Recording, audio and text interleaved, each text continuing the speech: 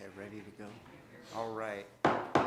Sorry for the technical difficulties, but I'd like to welcome everyone to this regular meeting of the Delray Oaks City Council. Can I have roll call, please? Councilmember Berger. Here. Councilmember Shirley. Here. Councilmember Halleck. Present.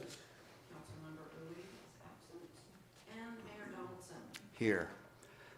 Next item is Pledge of Allegiance, and we have three special guests from the Delray Oaks Chess Club to lead us in the Pledge of Allegiance.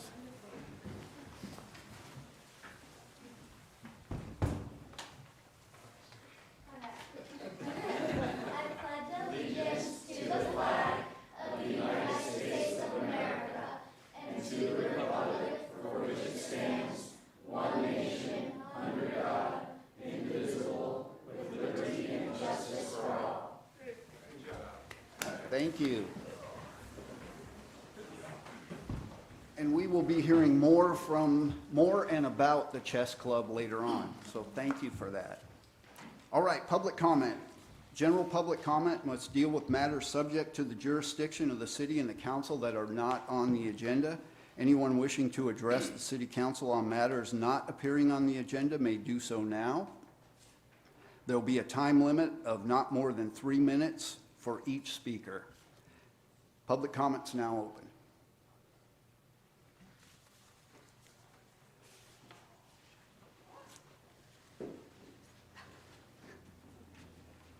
Hi, good evening, Council. My name is Jasmine Venegas. I work as the Government Affairs Representative at PG&E for the Central Coast, so I am your point of contact at the company.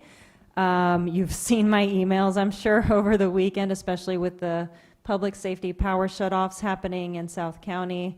Casting a broad net just for awareness, but it's my first time covering one of those. I've just started with the company a few months ago, so those will become more refined as far as communications go. But that is one of the responsibilities in my role, is to communicate with you during any kind of major outages that impact the area. And in those cases, you should contact me for information, updates, etc. But also anything related to PG&E that you want to know about. I'm a resource to you and to your staff. And so yeah, just a reminder that I'm here, and also here to introduce myself since I haven't had the chance to meet with all of you. I've met with the mayor and with Councilmember Berger, so I'll be reaching out to schedule meetings if it is worth, getting to know each other and learn about your priorities as it relates to PG&E. So thank you, and yeah, nice being here. All right. Yeah. Thank you, Jasmine. Thank you for what you do for the city and the community. Really appreciate it. Any other public comment? Okay, seeing none, I'll close public comment. The next item, we have two proclamations, which anytime I can start off with a proclamation that recognizes service, I always appreciate that. The first one is a proclamation for our police chief, Chief Berkwin. And as part of the proclamation, there's a couple of, I'm not going to read the entire proclamation, but part of it I think stands out as very interesting, and it makes me awfully proud to have Chris as our police chief. And one of the lines, whereas Chief Berkwin started his law enforcement career with the city of Delray Oaks on the 1st of June of 1995. So he came to us in 1995, and he rose through the ranks of the police department to ultimately attain the rank of Chief of Police on the 24th of April of 2023. So it spans a significant amount of time, and that's reflected also in a plaque that I would like to present to him. And it says, Chris Berkwin, Chief of Police, 30 years of dedicated service, in recognition of 30 years of dedicated service to the city of Delray Oaks and the police department and the community within you serve. It's from the 1st of June of 95 to the 1st of June 2025. So Chris, if you could come up, I'd like to present that to you.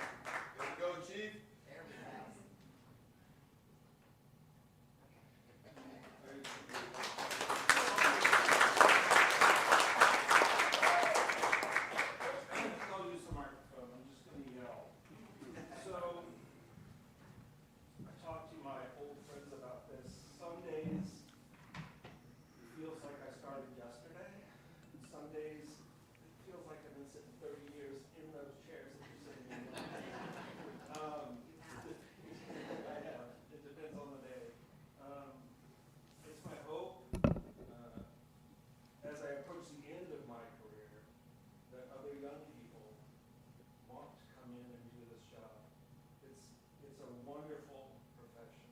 We need good people to serve our community. Um, Sometimes we're our own worst enemy, and it's reflected in the news. But please remember that the majority of us, the vast majority of us, come to work every day, work hard for you. We wouldn't exist without you. We don't exist because you can have a place to live. It's the other way around. You had a place to live, so you need us. It's that way. So I really appreciate it. Love the city, council, mayor.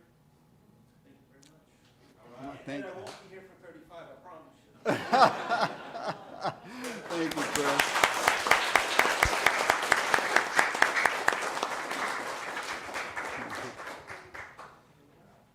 All right, and our next proclamation is a bit of a surprise. His family wanted him to be surprised a little bit. It's for Sal Salapak, one of our police officers and detective.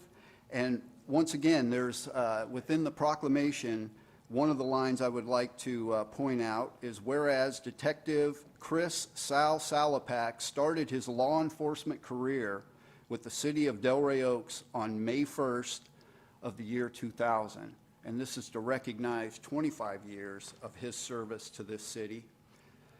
And the plaque reads, Chris Salapak, should say Sal on there, but it's for Detective and Police Officer Reserve in recognition of 25 years of dedicated service to the citizens in the city of Delray Oaks from May 1st of 2000 until May 1st of 2025. So Sal, if I could have you come on up, I'd like to present this to you.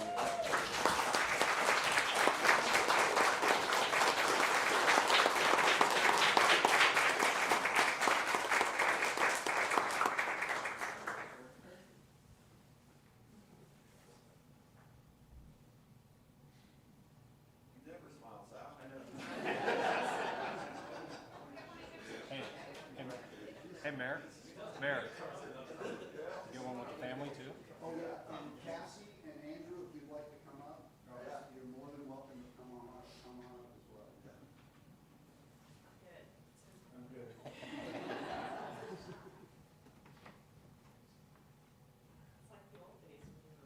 I know. So Sal is a peer. We're both officers working together. And, drive around on midnights. Go to 7-Eleven, get a chocolate chug. You know the chocolate chug, so it's keep you awake a couple hours and hopefully you find something good to do with your time. He's a good man. I've known Andrew since he cried when I sat in the backseat with him. And Cassie, even longer than that. So I love you guys and congratulations.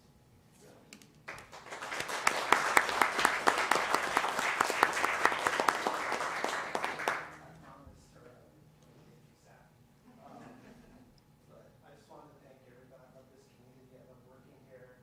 I retired from the Department of Corrections about 3 years ago and wanted to keep working in law enforcement. And I just love the community here. I'm part of the community. I live here. And keep doing this for a couple more years. And I want to thank all my coworkers at the police department, past and present. I want to thank all my partners at the prison, especially in investigations unit there. And most importantly, I thank my wife. Being crazy, wanting to be a prison investigator and a reserve police officer at the same time. So I appreciate it. And my son, Andrew, too, put up with me. Thank you. All right.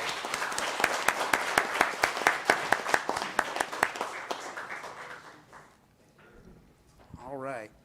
Our next item, we have a couple of presentations, and our first one is a real big success story in Delray Oaks, the Delray Oaks Chess Club, which was started by a longtime Delray Oaks resident, Coach Mike O'Brien. When he first started out, he kind of pitched the idea of, hey, I want to start this chess club, and a lot of folks are thinking, okay, he'll get a couple of kids maybe. And you can see up on the screen how successful and the number of kids that he was able to bring into the chess club. And we got to the point where we were running out of chess sets, but we finally got that covered. And Mike, it's just a fantastic job that you've done. I'm very proud of you and your kids.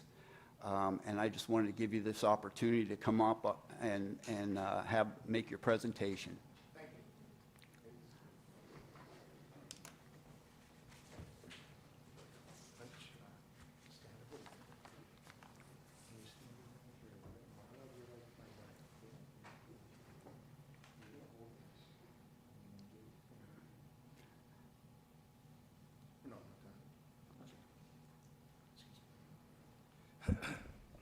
Thank you.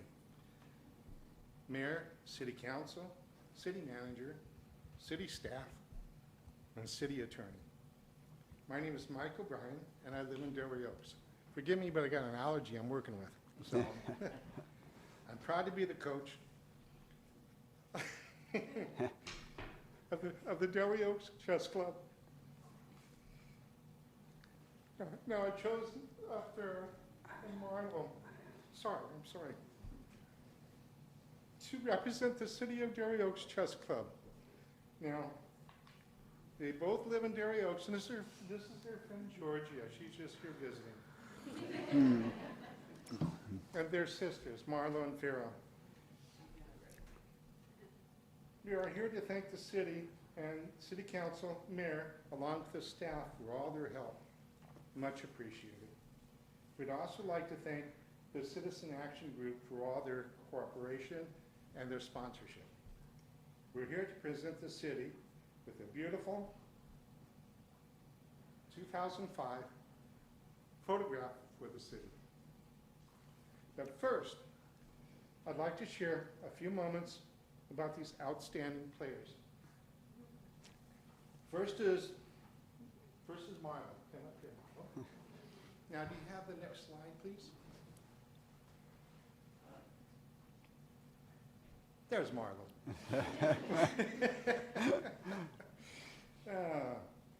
When she's not out running on the field playing flag football with the football, she's here at the chess club mowing down all her opponents at the chess club. She has no fear at all. As you can see in the photograph, she's killing me. She's taking all my pieces, no mercy at all. When I offered a draw, she just looked at me, shook her head, said no. But she always beat me with a smile. I appreciated that. And there's also Marlo's sister. Come over here, please. Now, last meeting was pretty interesting. I paired her up against two very good players, and stronger than Marlo. I mean, stronger than Farah. So at the end, these two players, one by one, came up to me and said, how'd you do? I said, I lost. You lost to Farah? Yeah, I lost to Farah. You sounded very surprised. So anyway, I said, okay, go sit down. And so the other one came up and said, I said, how'd you do? She goes, I lost to Farah. You lost to Farah? So anyway, I went over to her and I said, what in the world's going on? You just beat our two best players. I mean, what are you doing? And I looked at her and I said, what did you do? Did you eat your Wheaties today? And she looked at me with a nod and she just shook her head like this and went, huh?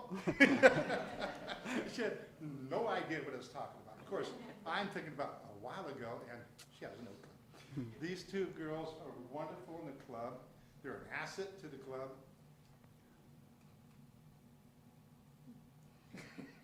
And I love them both.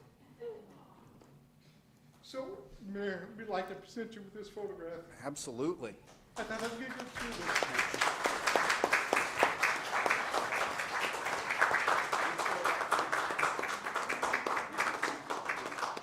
Coach, I want you to be up here as well. Oh, no, this is them. This is them. Okay, This all is right. them. Here, let me stand in the middle here. All right.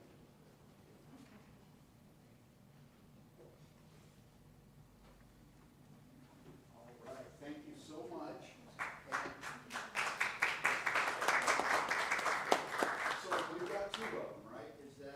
There's one for here, and there's another one for the old town hall. And they'll be at both locations if you want to look at them. Yeah, and we'll proudly put them up in both places. Matter of fact, at the last Citizens Action Group meeting, Gina Hines pointed out that there's already a nail on the wall for one of them. So we'll make sure it gets up there. Thank you for all that you do, Mike. Thank you. And thank you for being a part of such a great organization. All right. All right.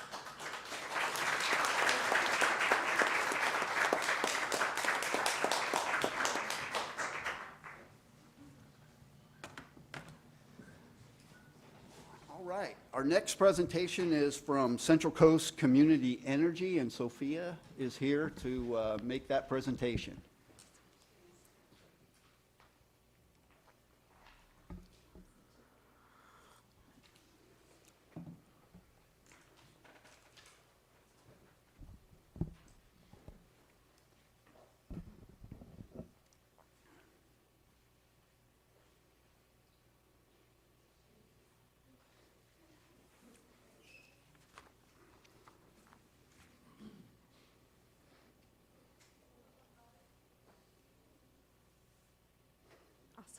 Awesome. Hello, Mayor Donaldson and council members. Thank you so much for the opportunity to provide an update on behalf of Central Coast Community Energy, and also the opportunity to see those wonderful proclamations just now. My name is Sophia Schwartzky, and I serve as the Community Relations Manager for the Northern Region of Central Coast Community Energy, also known as 3CE. And I'm joined today by Colleen Courtney, who is the 3CE account manager for Delray Oaks. And she had the opportunity to meet with some of your city staff earlier prior to this presentation.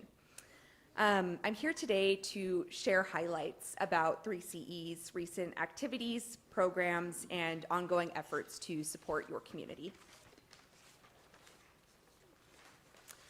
So as you might know, 3CE is the public agency that sources energy for the Central Coast. We work in partnership with PG&E, who manages the transmission and delivery of that energy to your homes and businesses. 3CE serves 30 cities and the counties of Santa Cruz, Monterey, San Benito, San Luis Obispo, and Santa Barbara. Today, 3CE provides clean and renewable energy to 1.2 million people, which is about 94% of eligible customers. 3CE is working to deliver 100% clean and renewable energy to the communities we serve. Last year, we delivered 409 megawatts of renewable energy. That's enough to power more than 355,000 homes. And by doing so, we avoided over 445,000 metric tons of carbon dioxide emissions, which is equivalent to taking 105,000 gas-powered cars off the road for an entire year.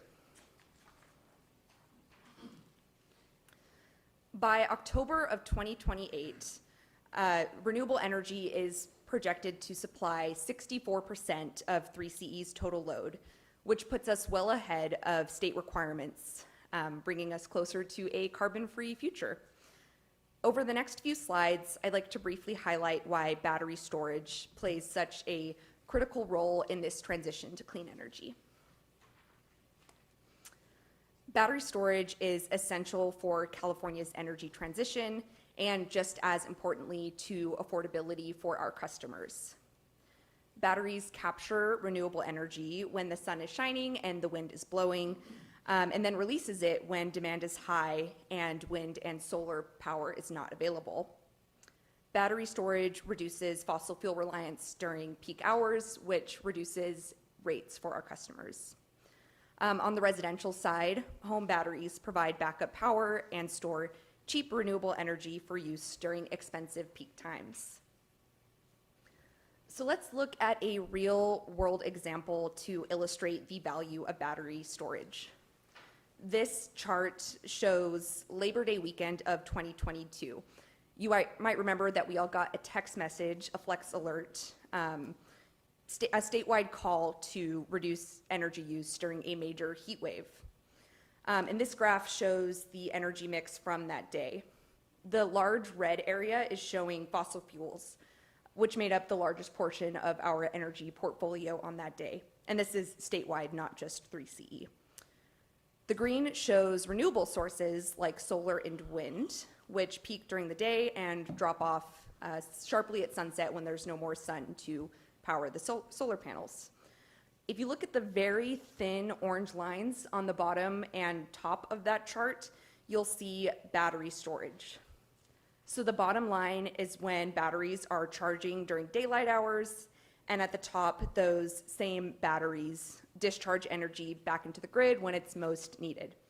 So again, as a reminder, on this day, we needed a flex alert from our governor to encourage us all to save energy and avoid rolling blackouts. So this chart shows a more recent heat wave. This is July 4th of last year, and despite another period of high energy demand, there was no need for a flex alert to avoid blackouts. And the graph tells that story. The green, again, represents renewable energy, and the green area grew taller as more solar and wind and geothermal came online. The red, representing fossil fuels, became smaller. But most notably, the orange battery bar more than tripled.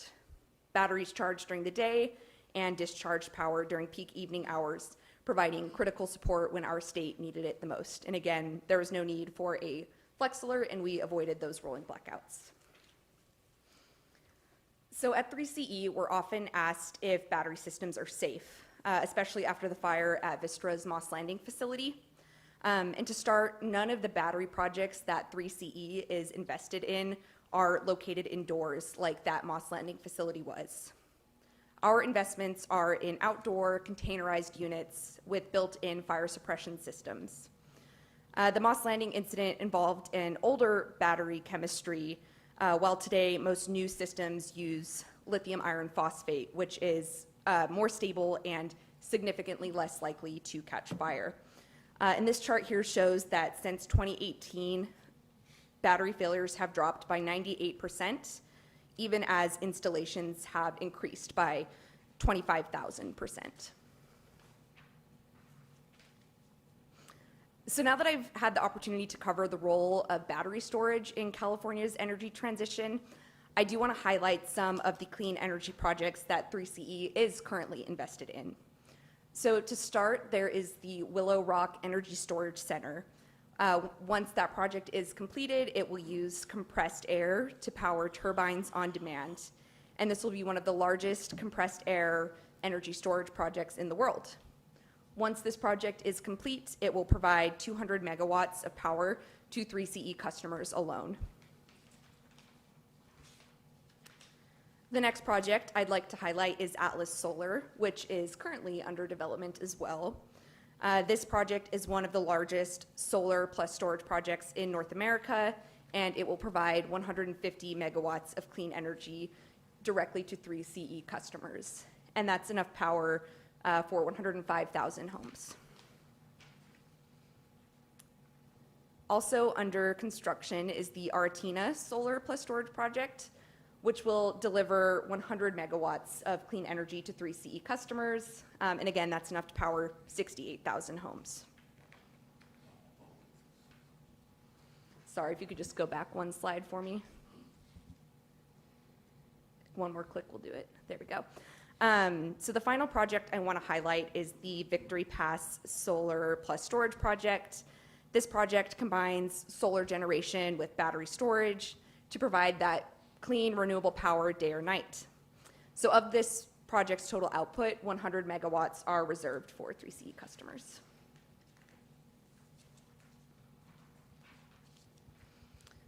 Delivering renewable power is only part of 3CE's mission. Equally important is connecting with the communities we served. In 2024, our outreach team was active across the region. We sponsored local events, we hosted webinars, and we led community workshops that raised awareness and informed the development of new energy programs for 3CE.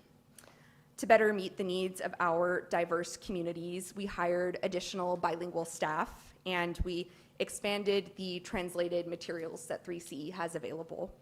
And we also developed an action plan focused on supporting underserved populations along the Central Coast.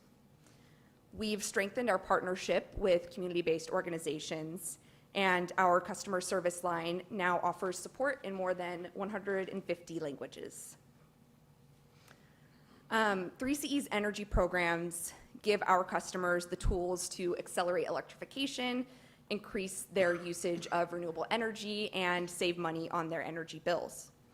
Our flagship program is the Electrify Your Ride program, which offers up to $4,000 towards the purchase of a qualifying new or used electric vehicle.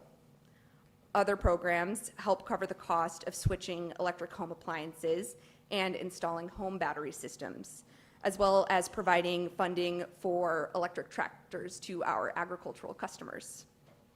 Together, these initiatives are helping households, businesses, and farms transition to a cleaner, more sustainable energy future. 3CE also offers programs for member agencies like Delray Oaks to support electrifying your fleet and installing EV chargers. Our Reach Codes program also supports local efforts by offering technical assistance to city staff as they create and implement energy efficiency standards. So this year alone, we have over $300,000 in funding available to Delray Oaks specifically through 3CE to support clean energy and sustainability goals. Since 2018, nearly 7,000 customers have benefited from 3CE's programs, putting more than $11 million back into the community. Over $4 million of that support went directly to underserved community members. So this slide shows how Delray Oaks has taken advantage of 3CE's programs to date. Your community has received more than $219,000 through our Electric Bus, Electrify Your Home, and Electrify Your Ride programs. Again, Delray Oaks has not yet taken part in any of our member agency programs, and Colleen and I are here to support you in tapping into that available funding. And just for the sake of comparison, you can see that Sand City has received $4,500 through 3CE's energy programs. So that is all that I have for you today. If you have any questions, I have shared my contact information on this screen, and I invite any of you to reach out to me directly. We are working on setting up meetings with the council members we serve, so you'll probably be hearing from me at some point. And again, I'd love to get city staff in touch with Colleen here to review the programs that 3CE has available to the city. Thank you again for your time this evening, and I'm happy to answer any questions you may have. All right, Sophia, thank you for your presentation. I'm going to start first with City Council, and I'll start at the end with Vice Mayor Halleck. Thank you, Mayor Donaldson. Welcome back. Has it been a year already? Yes, it's been a year already. Thank you, Ms. Schwarzky. Nice to see you again. Thank you for the presentation.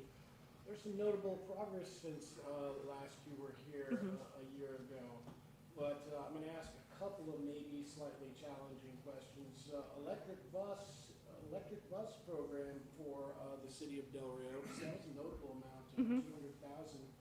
We don't have any bus routes through the city currently. Is that connections of some sort? Could you elaborate on that? It would be for school districts, so an electric school bus, and the program does also benefit transit agencies and farm owners. So it could be an ag transport bus, but I believe in the case of Delray Oaks, it was a school bus.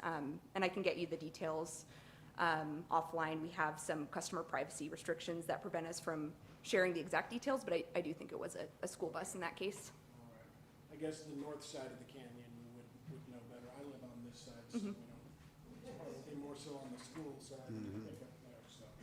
Well, that's just great.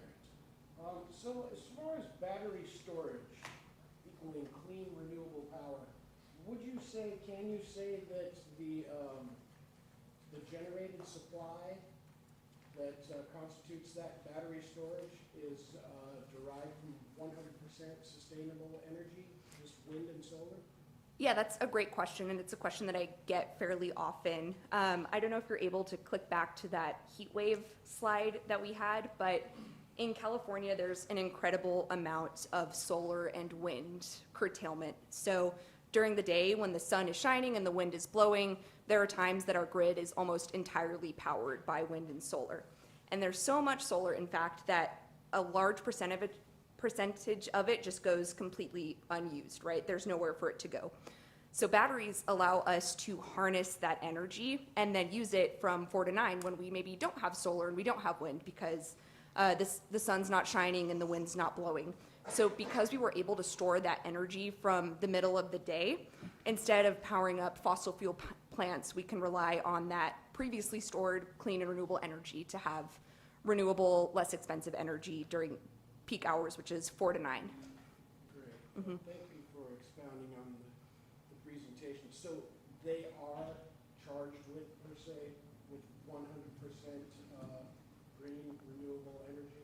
Yes, that's correct. So the projects that 3CE is investing in especially, we're really trying to pair with solar projects or pair with wind projects so that it is being charged from renewables. And that's really their purpose, to avoid using fossil fuels during those peak times. So only renewables, there's never any need for fossil fuels or? You know, I think there might be some projects where they're paired with a fossil fuel plant, and even that is beneficial because you can store that energy and then avoid the plant ramping up during peak times. But for the projects that 3CE is invested in, we're really focused on the renewable aspect because we're on that pathway to 100% by 2030. Of course, thank you. So to circle back, a couple questions that I asked you last time. When 3CE was implemented here regionally, it was quite frankly pitched to us that we were going to have cheaper power bills. And at face value, just very simply put, a lot of us see an additional third charge. And I know the last time you mentioned that, of course, generation powers, I think you cited 26% less. But then, of course, there's distribution involved. And so there just seem to be layers upon layers that actually have resulted in greater rates for the bill payer. So I'm wondering if there's any projection, any forecast that at some point that might level off, matching the cost of inflation, increased costs in your operation, the economy and whatnot, where that may come down. It might start to level off and just feel a little bit less out of pocket for the ratepayer. Yeah, absolutely. So just to provide some context to anyone who might not have been able to hear the presentation last time around, you're absolutely correct, right? You see 3 separate charges on your energy bill. So you have transmission and delivery, which is the PG&E portion of your bill, and then you have energy generation, which is the 3CE portion of your bill. So prior to 2018, when Delray Oaks enrolled with 3CE, PG&E was doing your transmission, delivery, and generation. So it was just one charge all bundled together, right? But when the city council decided that they want to enroll in 3CE and provide their customers with local control, competitive rates, clean energy, and that community reinvestment through our energy programs, 3CE automatically took over all of the customers in Delray Oaks for energy generation only. So the 3CE portion of the bill is not an extra charge. It's just that we have taken over a portion of the bill that 3CE used to handle, right? I mean, PG&E used to handle. So sometimes I'll see a customer opt out because they think that 3CE is an additional charge, and then their energy bill will actually increase because PG&E's energy generation charges are slightly higher than 3CE's are. And we actually have a great resource on our website. We put together a joint rate mailer in partnership with PG&E, where you can look at your exact rate class, because business customers, residential customers, ag customers, they're all on different rates. So you can look at your exact rate and see how much would PG&E charge you and how much does 3CE charge you. So you can get a comparison there. And it is less expensive, but you are absolutely right that energy bills are skyrocketing. And, it's one of 3CE's core principles to keep prices affordable for our customers. And, that's one reason that we do invest in battery storage, and both at the utility scale level and then the residential scale, where even if you don't have solar panels, you can go get a battery and then store energy when it's cheaper during the day and use the energy from your battery when it's more expensive during peak times. So that's one example of ways that we're trying to keep our customers' bills lower. You know, again, we don't have any investors or shareholders, so all of our profits are reinvested back into the community or go directly to buying power for our customers. But it's a great question, thank you. That's great, thank you. I'm sure the community will appreciate that information. And then finally, again, a question that I asked the last time around, I asked about how 3CE has contributed to our local job market. And you had mentioned that you utilize the services of local contractors. As a general contractor, I'm very familiar that you can sometimes apply to certain bid lists with certain institutions, but those are people that are already in business and have jobs per se. Has it created any new jobs to stimulate our local economy, create earnings for the members of our community? Specifically, as I represent the good city of Delray Oaks, here in Delray Oaks, but you can expand the radius, say, countywide. How many? Did you bring back a number or have any idea? Yeah, it's a great question, and I'm glad you asked. There are, I think last time what I updated the council on is that we have a local vendor registry, which you mentioned. So to start, any business located in Monterey, Santa Cruz, San Benito, San Luis Obispo, or Santa Barbara can register with 3CE's local vendor registry. So when we are going out to bid for anything, we pull from that list first so that we're working with local businesses.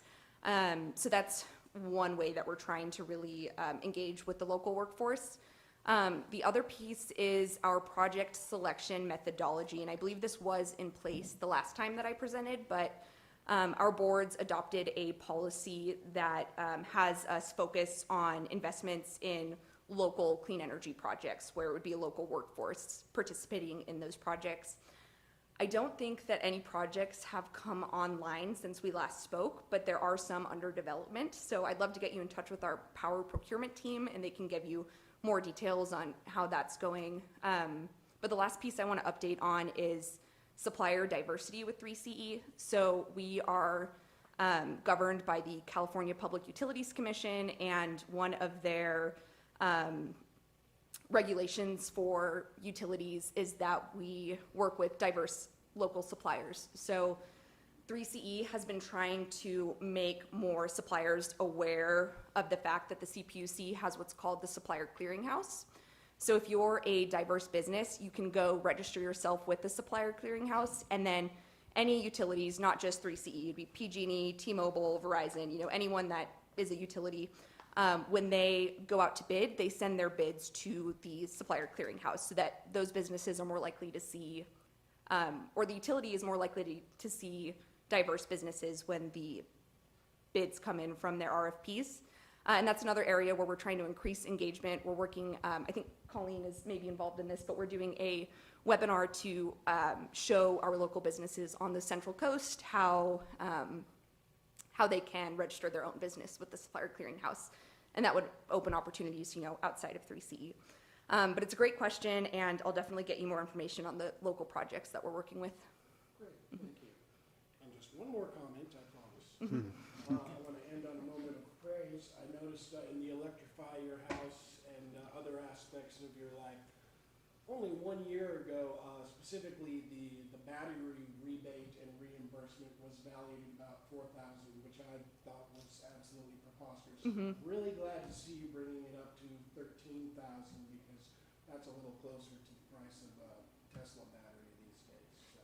So it seems like things are progressing and moving in the right direction. And thank you again for being here and being here for the presentation. That is all, Mr. Mayor. All right. Thank you. Councilmember Shirley. Thank you, Sophia, for your presentation. I'm thinking about myself and our residents.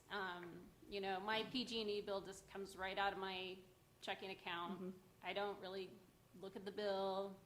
I have no idea what part is 3CE. I really don't know. But you have so many great community programs. So my question is, how are you reaching residents so they know about these community programs and really take part in them? Because I think, if I knew more information about them, I think I would certainly, think about using them.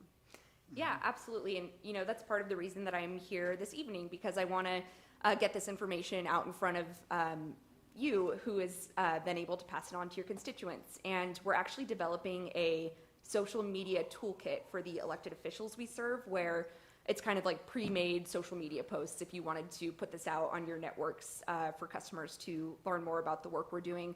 But obviously that's a small piece of it. One way that we are kind of getting our name out in front of the community is through local sponsorships. So we are really involved in community events, especially those ones put on by community-based organizations. So if there's ever an opportunity for 3CE to sponsor an event and then maybe have a table at a local farmer's market where we can come and have our pamphlets out in front of community members, that's always something that we're interested in. So if you know of any opportunities like that, we're always interested in learning more. The final piece is I just want to plug our customer service line. We're really fortunate to have a customer service team that will answer the call within 15 seconds if any customer calls for information. And there's someone there on the line with you who can walk you through your energy bill line by line by line, because I know it's really confusing and difficult to understand. So that's also a resource I'd like to share with your clerk if you want to pass it on to customers, just so that they know there's somebody they can call when they have questions about their energy bill.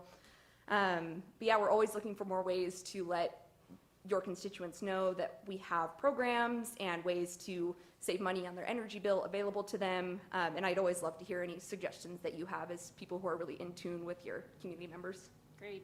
Well, we do put out a citywide newsletter called the Acorn, so I think you guys need to be in that. We also have a fall picnic that our Citizens Action Group puts on. I would imagine, I don't want to speak for them, but I would imagine they'd be happy if you tabled there. And we also have an Earth Day. I would love to have you table at that event too. So, you know, any opportunity we can give you, I think we should take. So, and then just one last question. You have so many great, you know, larger projects coming on. So I think you mentioned that you're at 64% renewable energy. After those projects are completed, what percentage are you going to be at for renewable energy? So the 64% number is actually after those projects are completed. Oh, got it. Okay. And just to provide a little bit of context, when 3CE was first founded, we were buying renewable energy attributes. So we were able to say, you know, we're 100% renewable right now. But our boards directed us to instead start investing in new, clean, and renewable projects that are providing green energy to the entire grid. So it is a bit of a timeline, right, to see how we're going to get to 100%. I think right now the number is, I don't know if you're able to pull that graph up right now, but 30% renewables right now, and then we have everything in place to be at that 68% number by 2028. However, we are actively looking for new projects to participate and invest in, so I anticipate that that number will increase from what it is for now, 2028. Yeah. Okay. Great. Oh, it's okay. The one at the beginning, it shows a graph of renewable energy attributes, I think is the title. Maybe a couple more back. Almost there. Okay, yeah, this is the graph right now. So that's the 68% is the 2028 projection. Oh, great. Okay. But I'll definitely keep your council updated as we get new projects online. Okay, good. And again, thank you, Colleen, for working with our city, and I really hope we can find some good projects. So I'm in support. Thank you. All right. Thank you for your questions. Councilmember Berger. I really appreciate your presentation. I have to say, you lost me at compressed air electricity generation. That's pretty, I'd like to know more about that, not tonight, but this was very informative, very enlightening. Things we just don't know because you don't hear about it until we meet someone like yourselves. So I'd like to thank both Ms. Shortsky and Ms. Courtney for your time very much. And just curious question, only because it seems that in Europe, nuclear is considered green now, and nuclear was a really bad word at one point. Are there any nuclear projects, and is there a thought process on nuclear with your company? Yeah, so 3CE does not procure nuclear power, and it's mainly because there's not any available to buy right now, right? There's the Diablo Canyon plant, but it's not where they're offering energy to sell right now. Our board did direct us to not procure the nuclear attributes, and again, it's so that we can be more invested in getting new projects online. So no, we don't procure nuclear Okay, it was energy. just a curiosity because I did see on the two charts, 4th of July and I think it was Labor Day, that there is a small portion that's nuclear. I was curious about that, so thank you. Yeah, the vast majority of the clean energy that 3CE procures is wind and solar with some geothermal and small hydro thrown in there as well, and maybe some biomass, but it's mostly wind and solar. And it's nice to see coal is not there. Yes, I mean, and then there's a little this is square actually, there, but yeah, and this isn't 3CE's procurement. This is showing what the whole state of California was using on Right. that day. So some of that would be, energy that 3CE has procured on behalf of our customers, but this is what that day looked like. And there's a cool app that you can download. It's through the CAISO. I think it's just called California ISO, where you can pop open your app at any given moment and see how much energy on the grid is being powered by renewables at any given time, and it's pretty interesting. great, thank you. All right, what I'd like to do is take it out to the public for those of you that might have a comment or a question. So now is your opportunity. If you wanted a battery storage, how do you go about that? So the question was, if you want battery storage, how do you go about getting the battery storage and then getting a rebate? So the first step would be to find somebody in your community who installs battery storage. And then they are very likely very well informed on our program, because it's kind of a win-win, right? Like, they get to give their customers money, and then the customers get to save money. But you would work with them to get the battery installed. You can decide how much capacity, how much energy you want that battery to store. And then they'll install the battery. And once the battery is installed, then you apply for the rebate through our website. It's a super easy application. I think it takes like 2 minutes online. And then we send you a check within a month, I believe. And our program funds batteries up to 26 kilowatt hours of capacity, and we offer $300 per kilowatt hour unless you are on a financial assistance program for energy bill payment assistance. Then it's an extra $200 per kilowatt hour towards that battery. And I can give you a card before I leave if you want to reach out. All right. Any other questions or comments from the public? Okay.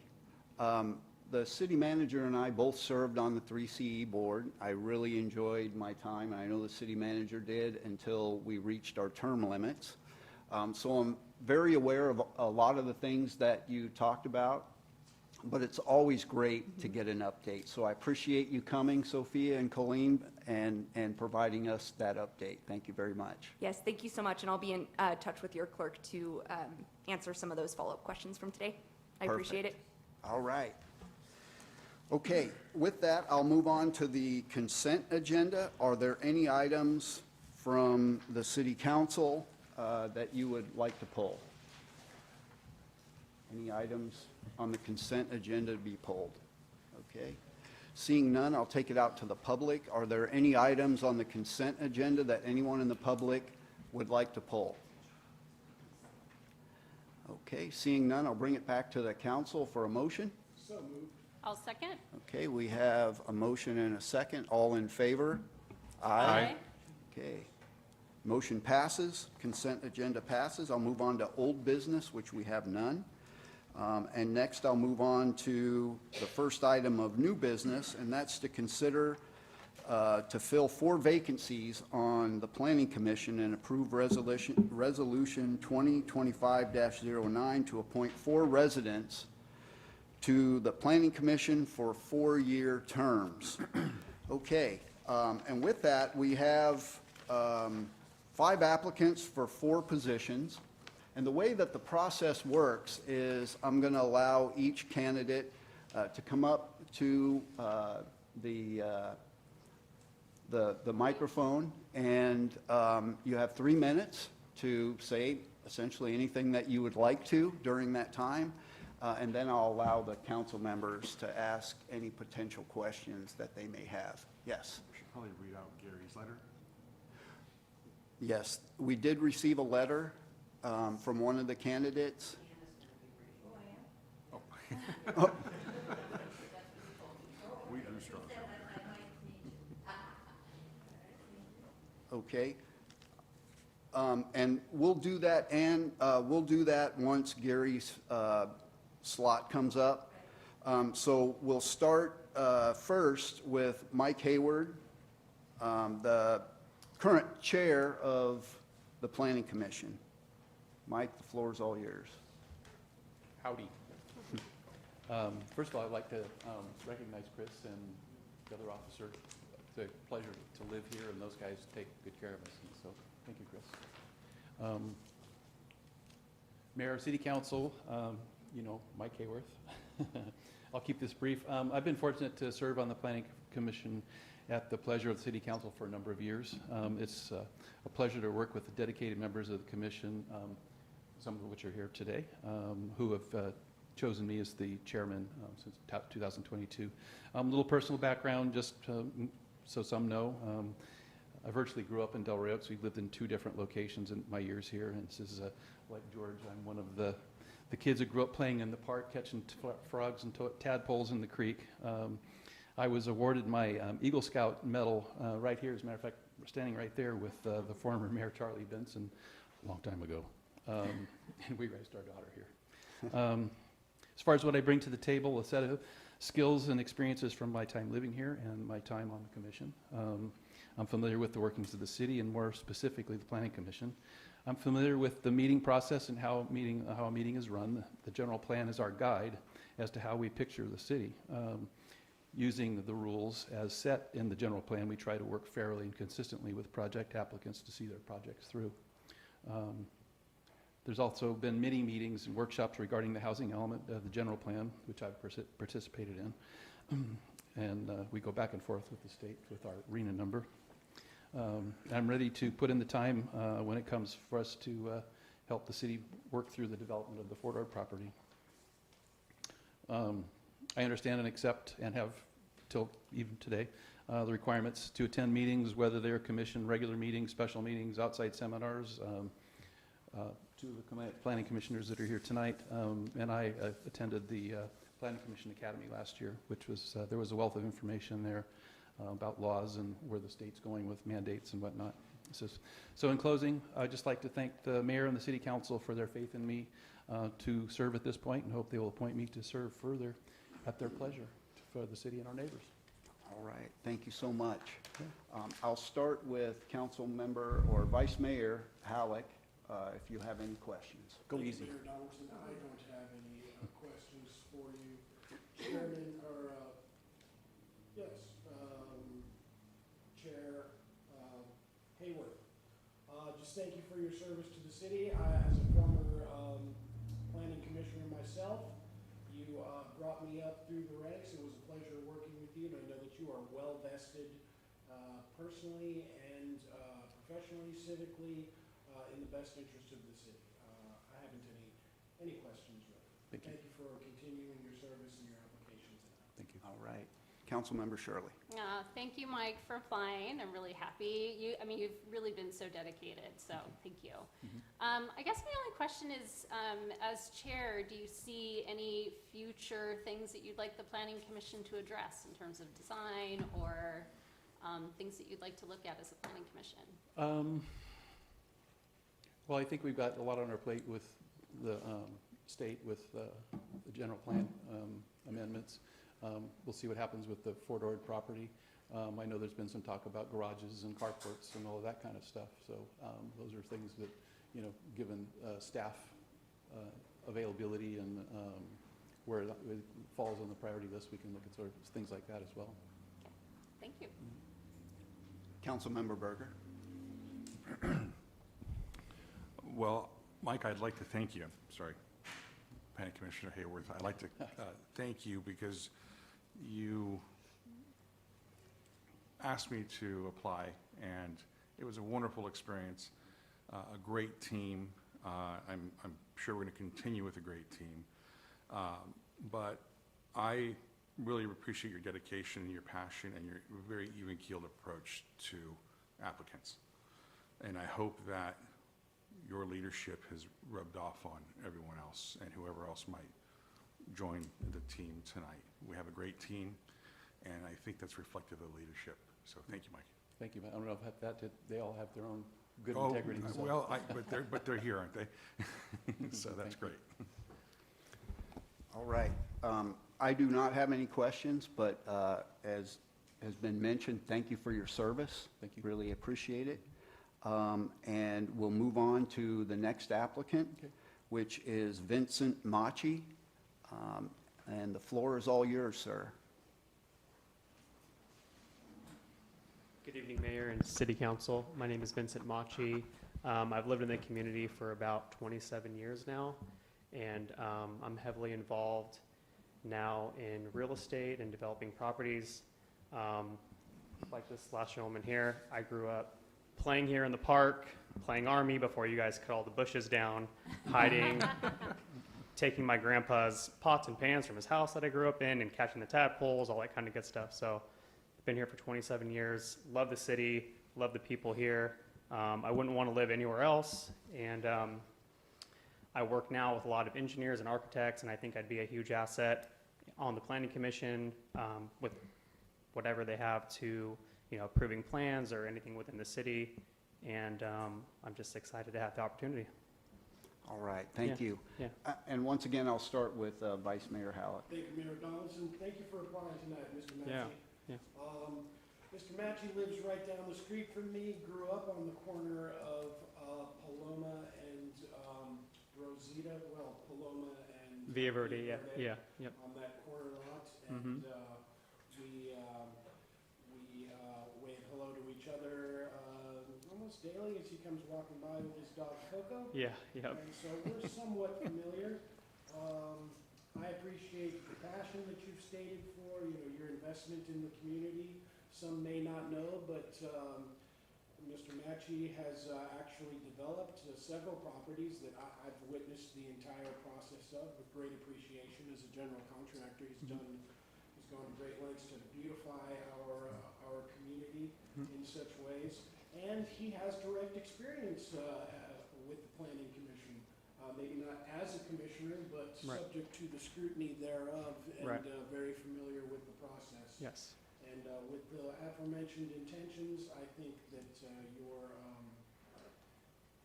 you would be a good candidate. And thank you for your application tonight. Yeah, appreciate it. Yeah, thank you. All right. Councilmember Shirley. Thank you for your application. I'm curious why you chose now to apply. Actually Karen, who I speak to every quarter when I bring in my TOT taxes, she said maybe it would be a good idea, that they're looking for some new applicants. And Yeah. so I said, hey, yeah, I would love to. I'd love to help out the community in any way I can. So, Good. Yeah. Thank you for stepping up. yeah, you got it. Appreciate No it. worries. Yeah. Councilmember Berger. Thank you for applying. Yeah. Appreciate it. And I'm actually excited to see someone from the south side, Yeah. so we have a little more balanced representation. Yeah. Jeremy's there too. Yeah. For the sake of asking a question, being a Delray Oaks native, how do you feel about the potential for or development or any development for that? I'm not too educated on it. I haven't seen any publication, at least not across my desk. So I would, if I wanted to comment on it, I'd like to see more information. So I'm not too educated on it, to be honest. You will if you join. Right, yeah. So, thank you. Yeah, you're welcome. All right, thank you so much. And Vincent, I'll just echo what's been said. Thank you very much for applying. We really appreciate it. There are times where sometimes we don't have enough applicants, and to have someone like you that grew up here and put your name in and want to give back, I really appreciate it. Yeah, thank you, Mayor. All right, thank Appreciate you. Okay, I'll move on to the next candidate is Ann Amati.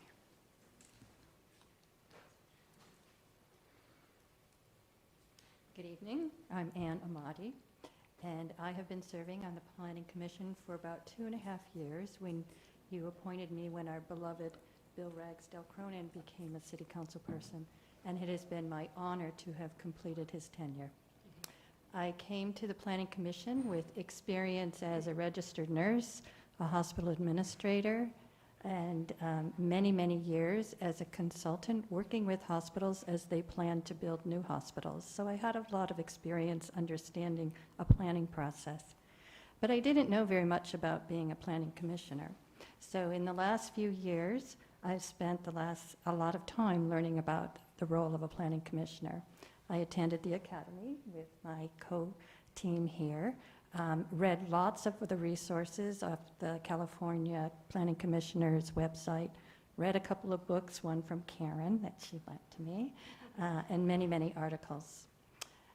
Then in my role, believe I have always come to all of the meetings very prepared, studying every packet to the nth degree and looking up things I didn't understand, and sometimes coming to the staff to ask questions that I didn't understand, so that I could really feel like I was prepared for the meeting.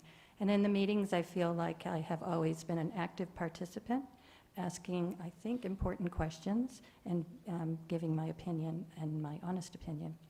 I believe that I also have been very respectful to my team members and to the people bringing plans to us and anyone else who is speaking at any of our meetings or any of the other work that I've done, including just being out in the community and meeting and greeting our citizens. I would be honored to continue in this position, and I hope that I would be in this position to help see our lovely city, which I will never leave, develop in the future to its full capacity. Any questions? All right, thank you very much. I'll start with Vice Mayor Halleck. Thank you, Mayor Donaldson. Thank you for replying, Ms. Amati. I'm going to ask of you the question that I was asked, and the records will show, back in 2018 by former Councilman Dennis Allian. And I came to him and I stood where you're standing, and he asked me very point-blankedly, just very simply, what do you think of personal bias in the role of a planning commissioner? Well, personal bias, most people will say they don't have personal bias, but I think everybody has personal bias. They're just not completely aware of all their biases. But myself, when I have prepared for any of the meetings that we need to make a decision, I've really looked to see what are our laws, what are our standards within the community, and really tried to focus on meeting those, and really also trying to focus on active listening so I could be sure that I really understood what the issues are. Very good. All right. Councilmember Shirley. Yes, Anne, I'm so happy you applied. Thank you. Same question that I asked Mike. Is there any design or planning issues that you think the Planning Commission should address in the future now that you've spent some time on it? Yes, well, we're putting together this whole housing element and kind of shoving it into our general plan. And I think over the years, our general plan has kind of done this because we've just kind of kept adding to it and munching it around. I think we really need to, at some point in time, really look at it in general and kind of get it a little more organized and a little more focused. I think the other thing that we would like to do, as in particular as we're beginning to develop the Fort Ord, to really look at design standards so that when we are making decisions, we have some basis for which to make those decisions. So I think those are two things that are both very large, but I think we could take on as we move forward. Yeah, I would agree. Yeah, good, thank you. All right, Councilmember Berger. I'm happy to see you here. Thank you. And I've watched you. I've watched you think. I've watched you address applicants and your fellow commissioners, and I think that you've done great. So looking forward to seeing the results. Thank you. So thank you. All right, Ann, and I would like to say thank you for your service to the Planning Commission. I really appreciate you stepping up in the very beginning when that vacancy was there. And thank you for everything that you've done since you've served. Really appreciate it. Thank you. Okay, I'll move on to the next candidate, which is, or who is Naveed Hamami. Is Naveed here? Is there anyone that would like to make a statement in his behalf? Okay, then I'll move on to the next candidate, Gary Krieger, who is not here, but he has prepared a statement which Ann will read for us. I'm reading for Gary. Good evening, Mayor and council members. First, my apologies for not being present. Long-arranged plans had me out of town until July. I very much appreciate my letter being read during the council meeting. It has been an honor and my privilege to serve the last 8 years on the Planning Commission. During this time, I have learned a great deal about the planning and permitting process. In particular, participating in updating the housing elements that has brought into compliance has been quite educational. I feel as though I have acquired a substantial understanding of and appreciation for what is required to preserve the character of our wonderful little city. Delray Oaks has made a significant investment in me as a planning commissioner. I have very much want to ensure that the city gets a solid return of that investment, both implementing the new housing element and possibly starting to develop our Fort Ord property provide ample opportunities for me to provide that return. I am ready today to use the expertise and experience gained over the last 8 years to help ensure smooth transitions that provide the maximum benefit to Delray Oaks and its residents. I am grateful for the trust placed in me for the previous 2 terms on the Planning Commission. I respectfully request reappointment to the Planning Commission so that I may continue serving Delray Oaks and the wonderful people in it. Thank you, Gary Krieger.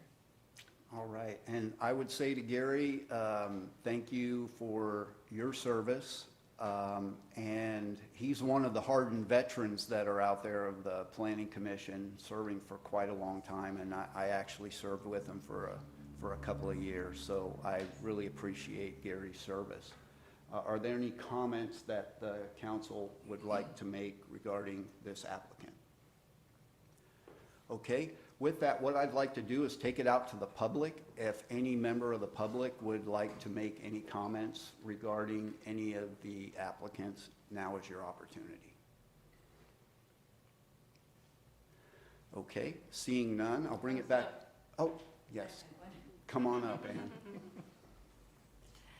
So I would just like to make a comment about our chair, Mike Hayward, in that the fact that, oh, it's okay. He has provided great leadership to our Planning Commission, and I certainly hope that he will be able to continue in that position. All right, thank you. All right, any other comments from the public? Okay, seeing none, I'll bring it back to the council. Each of you has a ballot in front of you. And at this time, I would like you to make your selections. After you do that, please fold it and pass it this direction.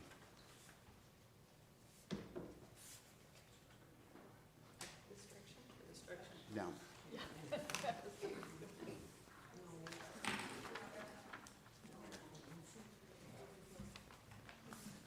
Sorry, Steve.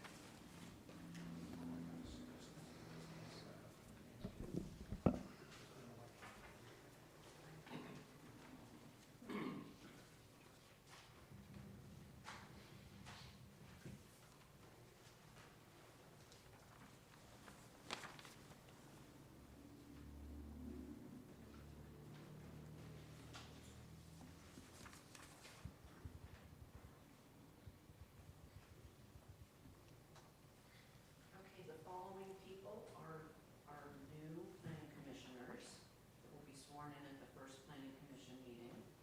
It's Mike Hayworth, Vince Machi, Ann Amati, and Gary Krieger. Okay, let's give them a round of applause.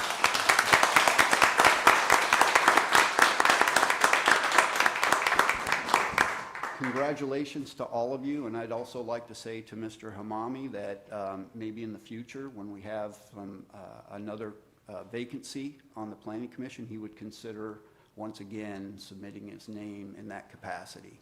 So congratulations, and I look forward to working with you and seeing you serve on the Planning Commission.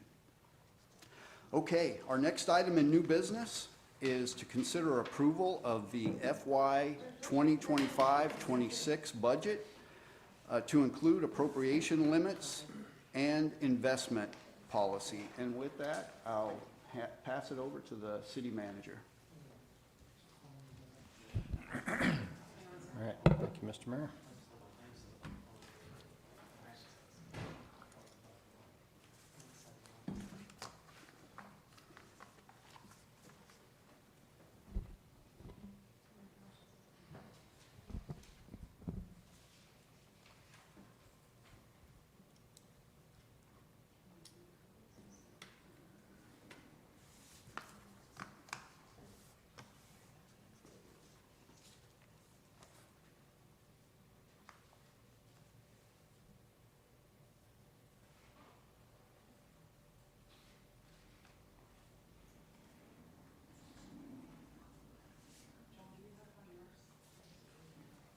No. Just a second, sorry, I'm gonna go make some copies. And get it to everybody, we're not able to do a vote. Oh, really? Okay. For some reason, I can go. Should we maybe take a 5-minute recess? Okay, we're having a bit of technical difficulty, so what we'll do is we'll take a 5-minute recess to figure it out, and then we'll come back, reconvene, and continue on with the meeting.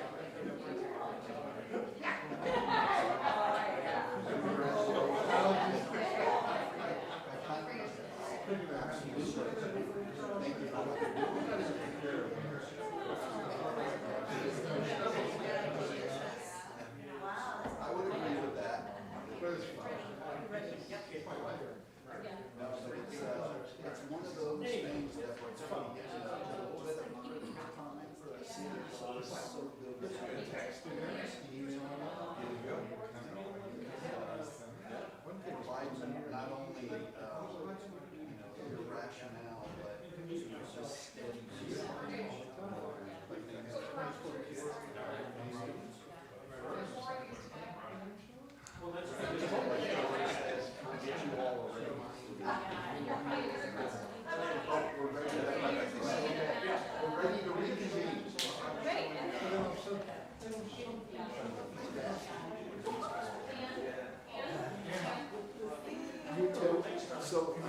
should I turn it over to you, or? No, you will. So, John. Okay. Yeah.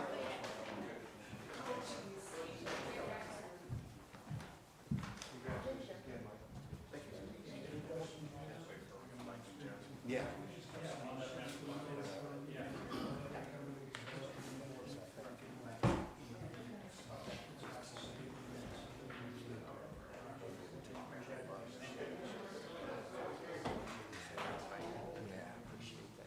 No, that's great.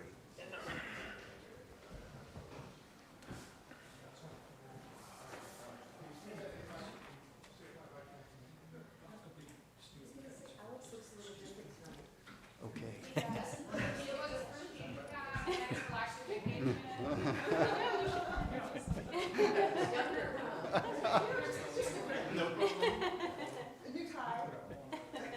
It's the haircut.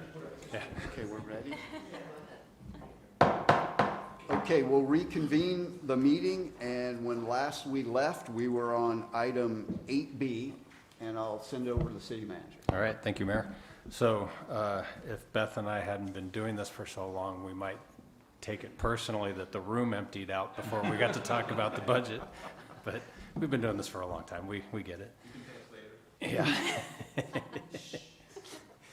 So we've been over this a few times now. We've met in committee and met in the council and gone over the details, so don't want to get too far into the weeds. I'm going to talk a little bit, just a little overview, and then Beth will give a little slightly more detailed presentation, but we're really just going to hit the high points here since we're at adoption point. So like I always do, I always have to be Debbie Downer and remind everybody of the whatever's happening in the economy these days. Obviously, new global impacts are not going to positively impact consumer spending, and one of our biggest, Beth will get into it and show you more, but one of our biggest revenue sources, one of our primary out of 3 revenue sources is sales tax, which is heavily impacted by global and federal and national and state and regional economies. And so we're going to be tracking that over the course of the year. The budget that's before you for adoption is already a very conservative budget. At best, it's a status quo budget, but we were able to accomplish a few things, and appreciate all of your support on that, especially for the 5% COLA for the staff. But I'm going to keep harping as we go along. We need to do something to broaden our revenue streams. Obviously, our best opportunity is the development, but I think we have some new opportunities out there, and hopefully we can come up with a plan that utilizes some of our underutilized properties that the city already owns to do something that might generate revenue and economic stimulation for our city economy. So with that, I have a couple corrections to the staff report real quick before I pass it over to Beth. I think there was a cutting and pasting error that was probably my fault when I was moving some things over. And so at the end of the staff report, there's the use of fund balance, general fund balance. Couple of sentences got left off there, specifically one that the city council had supported continuing our funding of the fund, the 115 trust fund for future employment benefit costs. That was $150,000, so we'll put that back in. So it's clear that that's being utilized. And then it's already discussed in the budget about the use of fund balance for capital projects, but I wanted to call it out in that paragraph form and the narrative form so people could see it clearly, and that got dropped off as well. So we'll be adding that back before we finalize the budget. And then with that, I'll give it to Beth, and she can wow us with her presentation. Okay, let's do this. My name is Elizabeth Mariano from RGS Consultant, and good evening, Mayor and the members of the council. Our first slide, this will be quick. It's just a summary of the total revenue and the operating budget. on our revenue, the estimated increase is 5.6. And by the way, all the detailed informations are provided on your staff report. This is just a summary. As far as for general fund budget for expenditure, it's a 4% increase. And I wanted to point out, too, that there's a deficit of $462,546 that is going to be funded from the fund balance. $87,000 is the excess of the expenditures over the revenue, and $375,000 are the CIPs, and which we will show a detailed information on what those projects are. The $87,100 excess from the expenditure is from the park planning consultant and the short-term rental services. Next slide. Yeah, really quick, if I can jump in just real quick. Okay. I just want to make sure that everybody understands, because you see a deficit and it sounds scary, but it's planned, and we talked about this. It's not really an operational deficit. It's using one-time funding to fund one-time projects that we talked about and that you all approved. So I just want to be clear, the balance, the budget as we planned it without those additional projects is a balanced budget. And so then when we threw in those additional projects with the additional funding from the fund balance, that's when it starts to look like a deficit, but the transfers in make up for that. Thank you. The next slide, and this represents the allocation of the city's revenue. We have a pie chart. And the top three revenue sources are the airport, police service, sales tax, and property tax. It's about 70% of the total estimated revenue of $5 million. These top three revenue sources has dramatic impact on the city's ability to provide services to Delray Oaks. Next slide, please. The next slide represents the expenditure by department. As you can see, the PD has the biggest portion of the budget, but 50% with some minor adjustments is funded by the airport. This budget includes 15 full-time positions and one vacant in the police department. Next slide, please. This is the expenditure by department, and we wanted to point out the increases or the difference between from the fiscal year 2025 current budget and fiscal year 2026 proposed budget.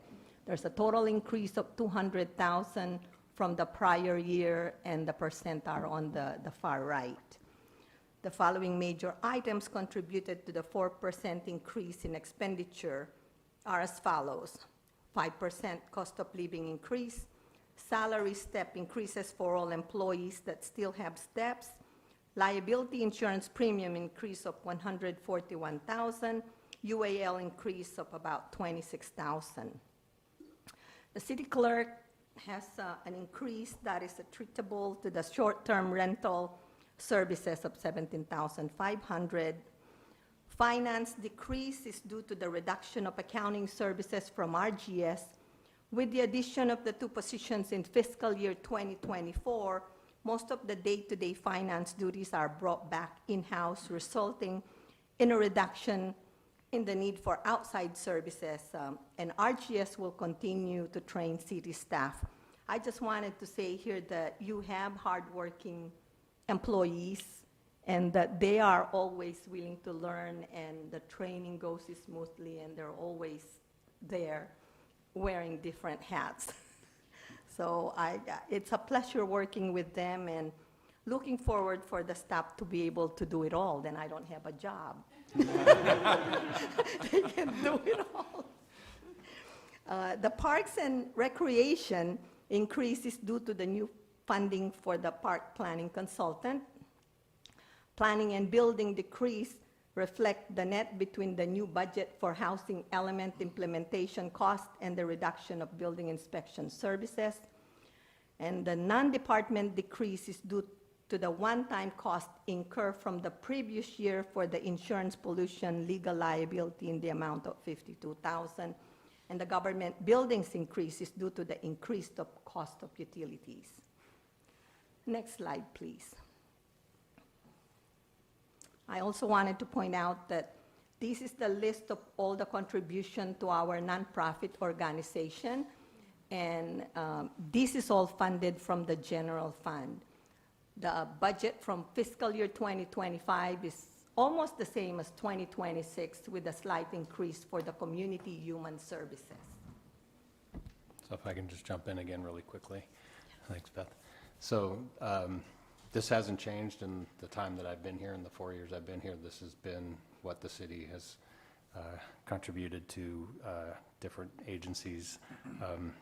So Councilmember Shirley, you asked that we highlight this for the budget this year. I don't know if you all had other interests that you wanted to include or take out, or, but this, at least as long as I've been here, has been the past practice. So, but we're willing to change it if you guys so choose.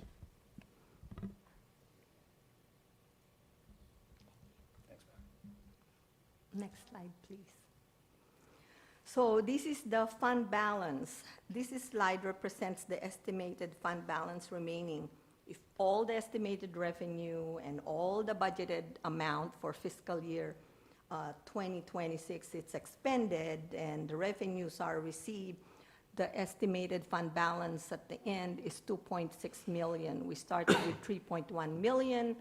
5 million is estimated for revenue, and the transfers for CIP is 375,000 with the expenditure budget of 5.1 million.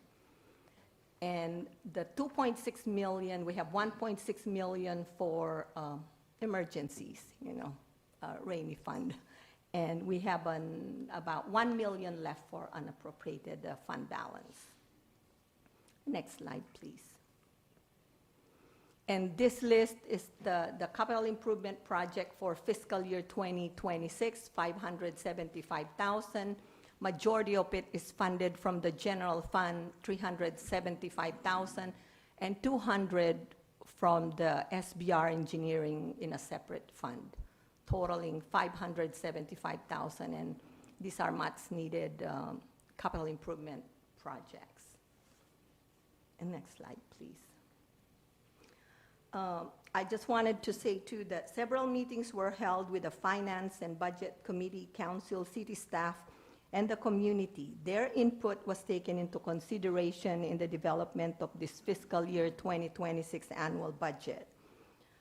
The staff is asking, this recommendation is for you to adapt the fiscal year 2026 budget, Resolution 2025-10, and this budget resolution includes the salary schedule for fiscal year 2026 and the position control.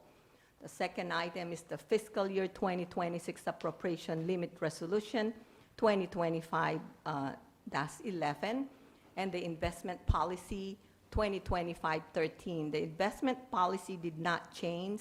We just need to adopt it annually, and this is a good time to include it with our budget so we don't forget about it. This concludes my presentation, and the staff is ready. We have staff ready to answer any questions. All right, thank you, Beth. I'll start with Vice Mayor Howitt. Thank you, Mayor Donaldson. I haven't any questions. I just want to make some comments that I neglected to at last city council meeting, and that is to express my appreciation for your agency. Also, Ruben, you weren't here, so I didn't have the opportunity to, and to address staff. As we review this budget, just across the board, we can see where services are maintained or increased and maximized, and costs are even lessened in a very efficient way. So it's just incredibly evident that staff is doing its due diligence in the best interest of the city in these uncertain times. The word of the day is still austere, and notably, we remain guarded, and thanks to staff, all aspects of staff, for keeping the city's prudence and welfare in mind always. So thank you. Thank you. All right, Councilmember Shirley. Thank you. I don't have any questions. I emailed John yesterday with about 12 of them, and he got back to me right away, so. Thank you, John. Elizabeth, yeah. Thank you for your work and for the staff too. I know it's a team effort, so I really appreciate it. I do have some comments, but I'll wait until the end for those. You can do it now if you'd like. Okay, okay. You know, I do want to express my gratitude for a balanced budget. I know that we are lucky as a city to be in this position, and we're in this position because of the staff and how they operate our city, and I'm internally grateful for sure. You know, we have a balanced budget, we're maintaining staff positions. I know other cities aren't as lucky, and we're, you know, maintaining services, so I want to thank you for that.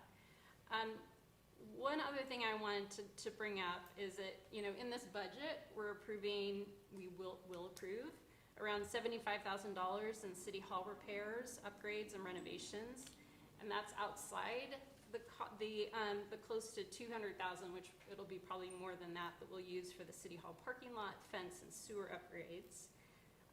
I really do believe that those projects are needed, but I would really have liked to have a more robust conversation around these capital projects. In comparison to some of the other things that were on the list, such as park bathroom upgrades, top playground upgrades, Old Town Hall repairs, or a focus on accessibility to the park. I also happened to talk today to someone, it was sort of serendipitous, at Trader Joe's, who's the vice president of Monterey Baseball, and he commented that he would love to use our park for games, but the field isn't safe enough for the kids because of the divots in the field. And it just occurred to me, like, that hasn't come up, but we really haven't had a chance to talk about those sorts of things. And so I'd like to sort of throw that in. I feel like we need to have more discussions around these projects. I've also brought up the emergency operation plan that I keep bringing up as well. In addition to the $75,000 for the City Hall upgrades, we're also approving $75,000 for a park planning consultant, which when initially brought to the Finance Committee was labeled as an economic park planning consultant, which can help us think through how we may protect or enhance some of our open spaces. And I'm in favor of this. But again, I would have liked more discussions in previous meetings so we can make this approval with a greater understanding of what we may be getting for these expenditures. Yesterday that was one of my questions, I asked the city manager for greater detail regarding those expenditures, and he shared that we'd be holding meetings with our Parks and Rec Committee and our Public Works Committee to discuss the specifics, which I'm really happy to hear about. I feel these discussions should have happened leading up to us adopting this budget, because if I'm still asking questions about what we're approving and what we're going to get with these expenditures, I'm sure it's not clear to the public either. So moving forward, I like to make my standard pitch, which I believe is that this council needs to establish goals and priorities that will help us navigate some of these expenditure questions and help us to move forward in a direction that's transparent, well-vetted, and collaborative. We haven't done any strategic planning or goal setting in 3 years, even though it's been in our budget every year. We never expend that money. And so I'd like to take this time to ask my fellow council members, how important is this process to you? Again, we set aside money for this every year. If we're gonna do it, we should just do it. If we're not gonna do it, we should take it out of the budget.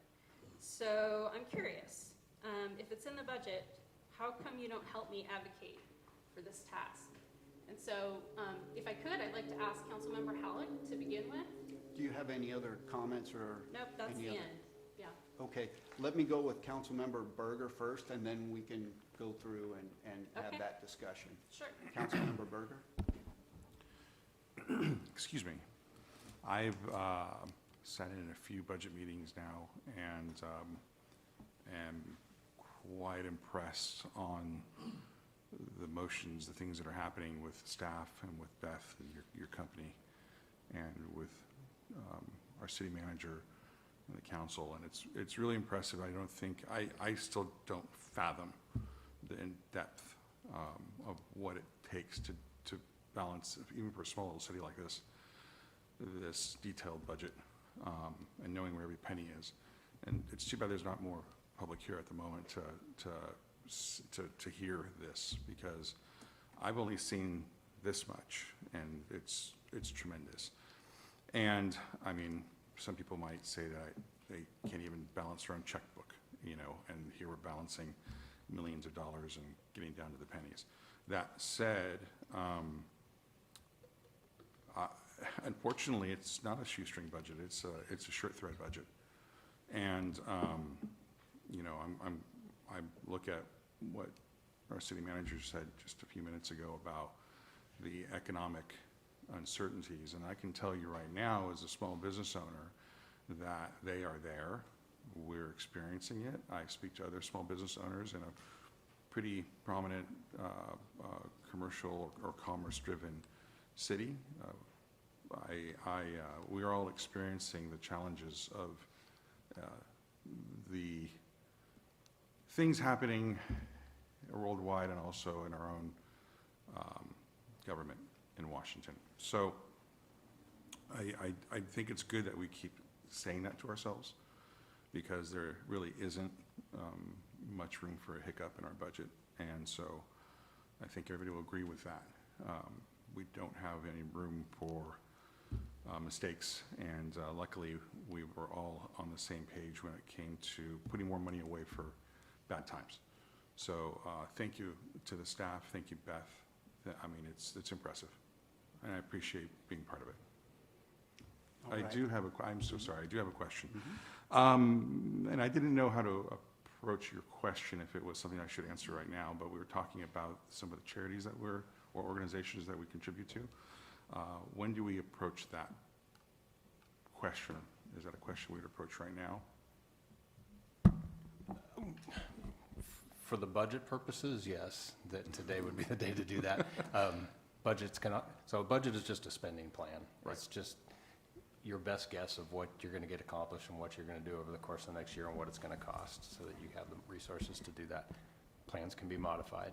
So if there are new things, actually just last year, Mayor, or 2 years ago, when the small business development funding was going away, and they were in need of a new place and they needed community support. They came to us mid-year, and not just us, but all the cities in the county for support. And so mid-year we modified that, so now they're included as part of the donation that we do. So yeah, if there's something new, it doesn't have to happen today. It can happen anytime over the course of the year. Okay, I do have one I'd like to introduce to the council. We don't have to do this at this moment, but maybe at Okay. the next. Yeah, maybe we do that at the next budget committee meeting That'd be first great. and vet it there. That'd be great. Thank you. Okay, great. All right, thank you. I'll take it out to the public. Are there any questions or comments that anyone in the public would like to make? Okay, seeing none, I'll bring it back, and I will echo a lot of the comments that have been made by my fellow council members. I know the staff does an incredible job. We are so lucky to have the staff that we do. But it's even more so to hear someone from the outside make those same comments. You know, we internally living here, we know that. We see them a lot of times throughout the month, but to have someone come in from the outside and kind of confirm what we already know, it's really good to hear that. I want to thank the city manager once again for everything that you do regarding the budget. Self-proclaimed budget nerd. Let me make sure I got it right. But he just does an incredible job, and that's what you see reflected in this budget. As been mentioned, it's a balanced budget that does not take away from any services that we've offered in the past. Matter of fact, it adds to it in many ways. And more importantly, we have the money to approach some of the projects that have lingered out there for years that we weren't able to get to because we didn't have the funding for it. And the other thing that residents should feel really confident with is we have reserves set aside for bad times. And we've never had that before, and we're in overall just a great spot with the budget, and I just want all of our residents to understand that. Regarding the budget for the organizations that we have earmarked, would it be prudent now just to allocate an amount so that when the Finance Committee discusses individual organizations or groups, we at least have money set aside that if we want to add an organization, we have the money budgeted? Would that be prudent for us to do that today so that when we do discuss in the Finance Committee, we're able to take action? That's certainly an option, yeah, that you all, I don't know, not knowing what the request would be, I don't know how much that would be, so that would be up to you guys, but technically we have that money already set aside for 1 year because like I mentioned, the operational budget is balanced and it's balanced to the dollar, so our planned expenditures operationally are matched to our limited revenue resources, so rather than increasing services and increasing operations based on revenues, we actually kind of ratchet down based on revenues and up as the revenues forecast fluctuate. So anything added to this budget at this point now would have to come out of general fund balance. So it would get us through 1 year, and then we'd have to revisit it again the next year if we add anything. Okay, so it's feasible that the Finance Committee could take it on if we wanted to add a group or organization, we could do that without impacting what's before us today. Right, as long as we're not buying somebody a yacht. Okay, I don't think I think we'll we're end good. up doing that. I think we're good, yeah. Okay. Thanks. And is that okay with the council? Is that a good approach? Any issues with that? Okay. And then to address Councilmember Shirley's question, I'm part of the Finance Committee, and we have reviewed this budget many times. And I also called a special meeting where we spent close to 3 hours, I think, discussing the budget, discussing priorities, and where we felt as a council that the money should go towards. I personally feel very comfortable that the council members have had the opportunity to provide input, and I think we've given good guidance to the city manager regarding priorities and where that money should go.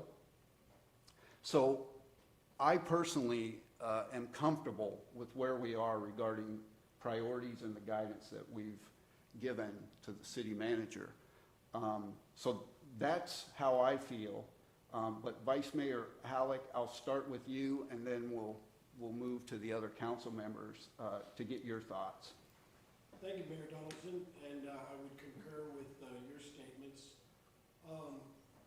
So just to be clear, I didn't prepare for any specific discussion, but you know, at your direction, we are entertaining the discussion presented by Councilmember Shirley, specifically around the need for a strategic plan and so on and so forth. So, well, at first look, I mean, it's always in the back of my mind, but again, I concur with what you're saying, and I believe the city is taking a sustainable and evidently solvent approach to city business and affairs.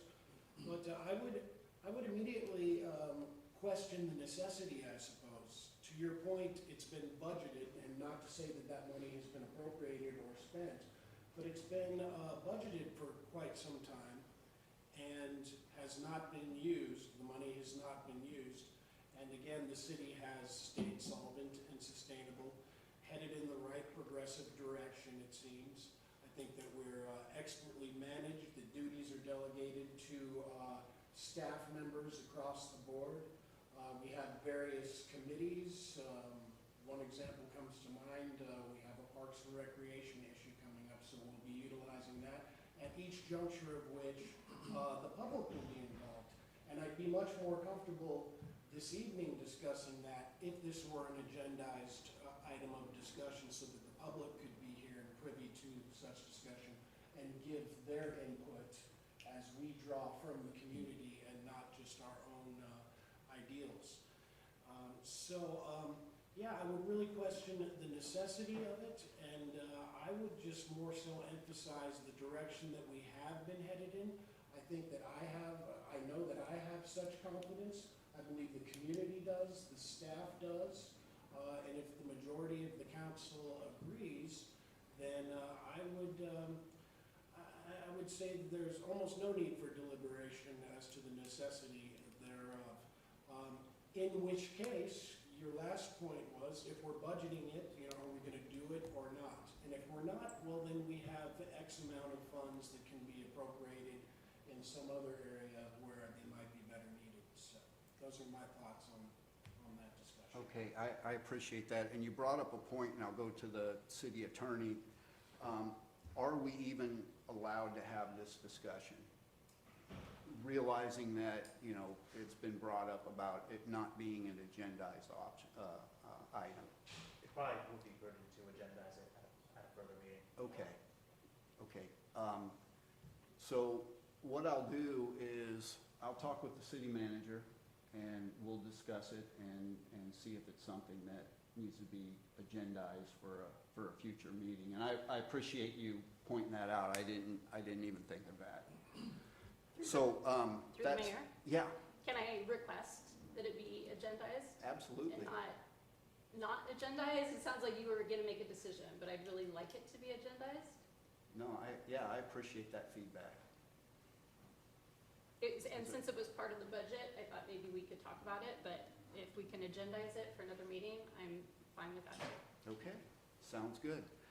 All right, with that then, I'll move on to the next item in new business, which is item 8C, which is to consider. Oh, I'm very sorry. Okay, I was moving too quick. All right, so let's go back to item 8B. Do I have a motion? Motion to approve it. All right. And we have a second. All in favor, say aye. Aye. Aye. Okay, motion passes. Now I'll move on to Okay. item 8C. I apologize for that. And yeah, thank you, Beth, for everything. And with that, I think I'm going to turn it over to the police chief. And this is to consider the annual AB 2561 staffing vacancies report and adoption of resolution 2025-12 to comply with government code section 3502.3. Maybe Danny can chime in, but this is a public hearing. This is a noticed public hearing. Okay, yeah, I would like to point out that this is a noticed public hearing. All right. Thank you, Mary. Thank you, council. So let me give you a little bit of background. Next slide, please. There we go. So in September 2024, AB 2561 was signed by the governor. It basically had three prongs, two of which kind of apply to any city. One applies to cities that have bargaining units, which we don't have. So you're required to have at least one meeting per year prior to budget where you discuss vacancies and recruitment retention areas for police departments. And then you need to allow employee organizations present at that hearing. So in law enforcement, there are a lot of cities that are down officers. When I was hired, there was one job and 100 people trying to get it. Now it's kind of inverse. It's hard to find people. And it creates tough working conditions. So I understand why the unions would want this and find it necessary, because they're working short-staffed, working a lot of hours, and it's very hard on them and their families. On the other hand, it's good information anyway, even if we don't have a union. So I'm going to breeze through it best I can and ask questions at the end, if you please. Next slide, please. So the bill realizes challenges in local government. One is job vacancies in local government are widespread and significantly impact sector service delivery. High vacancy rates contribute to increased workloads existing from employees, leading to burnout and higher turnover. And there is a statewide interest in ensuring that public agencies are adequately staffed to support public service functions. So, next slide, please. The City of Delray Oaks currently, and I went back to last year as well so that we could see a difference between last year and then this next budget coming up. So in 2024, we were budgeted for 9 full-time officers. We had 1 vacancy, which would have been the 10th officer, that was not filled. It has been that way for several years. What we do, and what isn't kind of shown in the data, is that most departments don't have a reserve cadre, which we do. So we kind of took that 10th officer that we didn't fill and filled it with reserves. Every time a reserve works, and we have 2 reserves that are approaching 980 hours, those are overtime hours that you're not paying us. Those are hours that we're sleeping rather than working, so they're very important to us, our reserve cadre for sure. So we had no full-time employees separate from us last year, which is good. We started with 9, we ended with 9. We also hired no full-time employees. Next slide, please. So this coming year, we will begin recruiting for that 10th officer. I've discussed it with the city manager, and we both believe that it will result in ultimately less overtime. Even though we have reserves, there's still a need for overtime. There's still people that get hurt or go on vacation or whatever the case may be. And as little overtime as possible is what we're looking for. We also recently have had some long-term employees vacant. They're still with us, but they are at work for an extended period of time. That makes things really tough, because at current staffing, we have 9, including me, and we have 8 shifts. We have 8 officers to fill 8 shifts.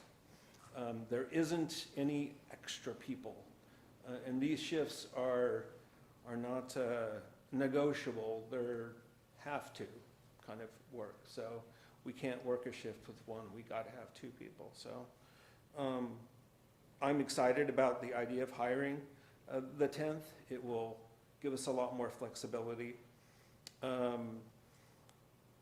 Within AB 2561, they also talk about what we're doing, or more like what you're doing too, to help bring in more officers, to make it easy for, I want to come to Delray Oaks. So a couple of the things that we did is that we were able to get a 5% raise thanks to council, and we very much appreciate that. And we moved our reserves to top step patrol. In the past, even, let's put it this way. Prior to 2018, we had a set amount for reserves. It was $30 per hour. We'll talk numbers a little bit. After that time, we decided that we're going to basically tie reserve pay to bottom step patrol, so that when we didn't forget about them, when you gave us a 5% raise and the reserves didn't get anything because they weren't tied to our salary schedule. So we did that, and the latest thing that we've done to help us out, help get them to want to be with us, to want to stay with us, is tie them rather to bottom step, tie them to the top step. So it would be like paying one of us to work. So you're still not paying overtime. So it's still a great savings for the city.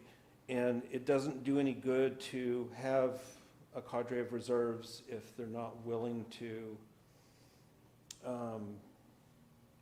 because a lot of the time, they get called when they're doing something else. There are emergency people, and we want them to stay, we want them to be happy about coming to work. So I think it's money well spent, and it will also help us obtain people in the future. In fact, we will shortly have 2 reserves in background.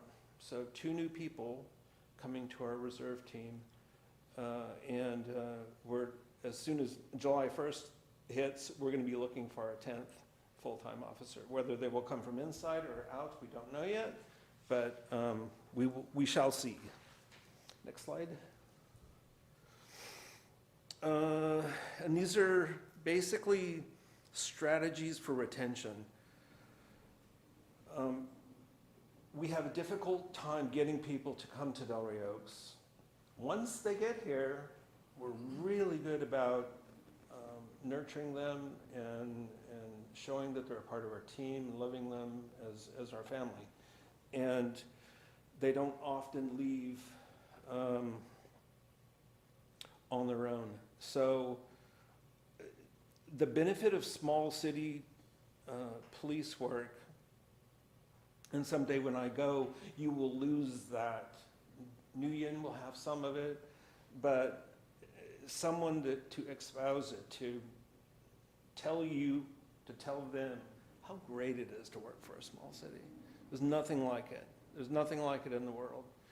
And I consider small city our city, of course. There's nowhere in Monterey County that's really a big city. Salinas is the biggest city that we have, but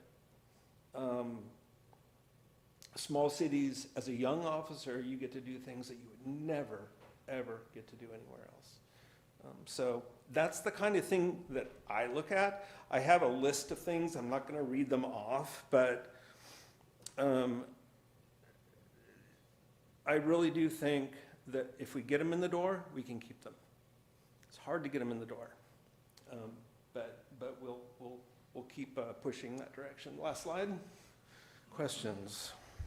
Does anybody have any questions on my very short presentation? And normally what would happen at the end of what I just did, I guess, well, first of all, it would have been probably somebody from HR doing this, or I don't know, some other sector of the city would have been presenting, but the association would come up and then they would tell you about what they want. We don't have that, so I'm going to say that they wanted 5% and you gave it to them. How about that? Well, thanks, Chief / I guess, Chief of Human Resources. Resources. Yeah, Yes. for your presentation. I'll start with Vice Mayor Halleck. Thank you, Mayor Donaldson. I don't have any questions. I'd just like to say, well, that was just a great presentation reflective of a man with 30 years of personalized experience. Who better to receive it from? Like But I'd to just like to take every opportunity I get to say that your community thanks you, that we have a sense of feeling guarded and safe and secure, and we sleep soundly at night because of the diligent work that you and your officers provide us with. No questions, just those comments, and I support this resolution, so thank you. All right. Councilmember Shirley. Yeah, thank you, Chief. So I know that some cities offer, I don't know, bonuses or what, are we gonna need to offer anything else to get people into the door? How do we do this? In my opinion, a signing bonus will not help us because you're offering a bonus to a department that is paying less, not paying equal, especially in this area. Mm-hmm. So we have, and I don't recall how we did it, but we had a moving bonus. Somebody that's in the Central Valley, they want to come work for us, $5,000 one time to get your stuff on the truck, come into town, find a place to live. I do support that. I think that would be great. And maybe case by case. I don't see us giving everybody that. Everybody may not need that, but if we find somebody good, we should have that ability, Yeah, okay, good, yeah. thank you. All right. Councilmember Berger. And Chief, thank you. In today's, job market, that's a great question, but it presents challenges. Where if you do offer a bonus, do the other 9 officers think, why didn't I get anything? Sure. And then there's a scary part of you dangle the carrot, you hire somebody, and 3 months later, they move off, they get hired by another. So what's the retention? How do you guarantee retention? Can you write that into a contract? Because maybe you have to offer a bonus. And then the moving idea is, the cost of relocating is, I mean, that's a justifiable one, I think. Yeah, I'm going to mirror everything that's been said that we really appreciate. And I know that you hear it every single time we talk. You guys are in front of us. But it's genuine. It's really genuine. And I know sometimes I'll see someone waving at a police officer and there's a little smirk in the car. And I think it's genuine. So thank you to you and your whole staff. All right, thank you. Since this is a public hearing, I'll take it out to the public for any questions or comments that you may have for our Chief of Police / Chief of Human Resources.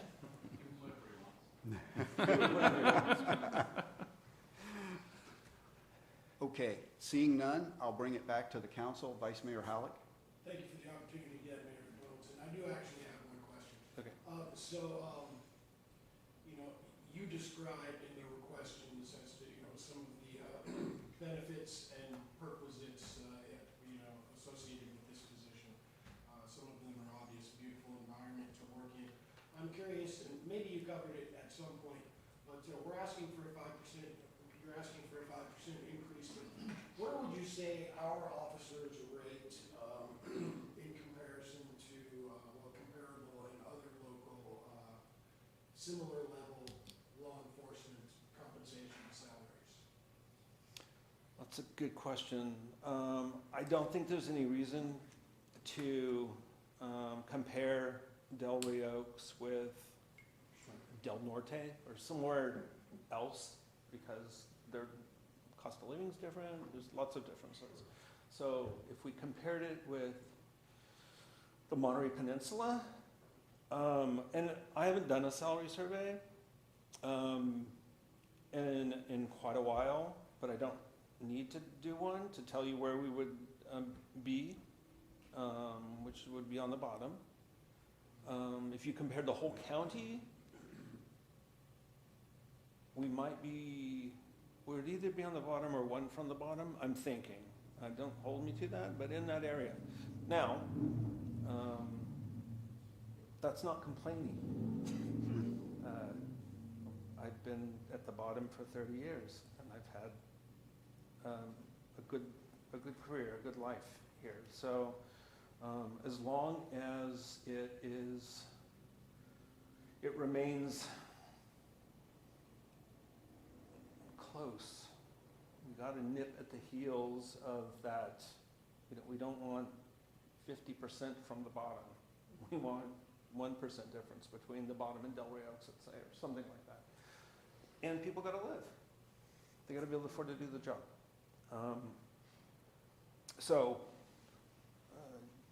Again, I'm not complaining, and our guys aren't complaining, and they're so thankful for the 5%.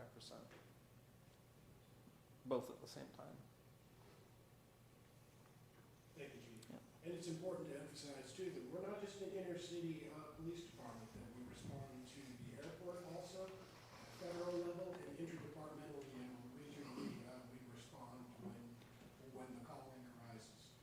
And so thank you for the compensation highlights, and I think the law enforcement is due a little raise. So again, I support this resolution. Thank you. Thank you. Yeah, Chief, thank you for your presentation.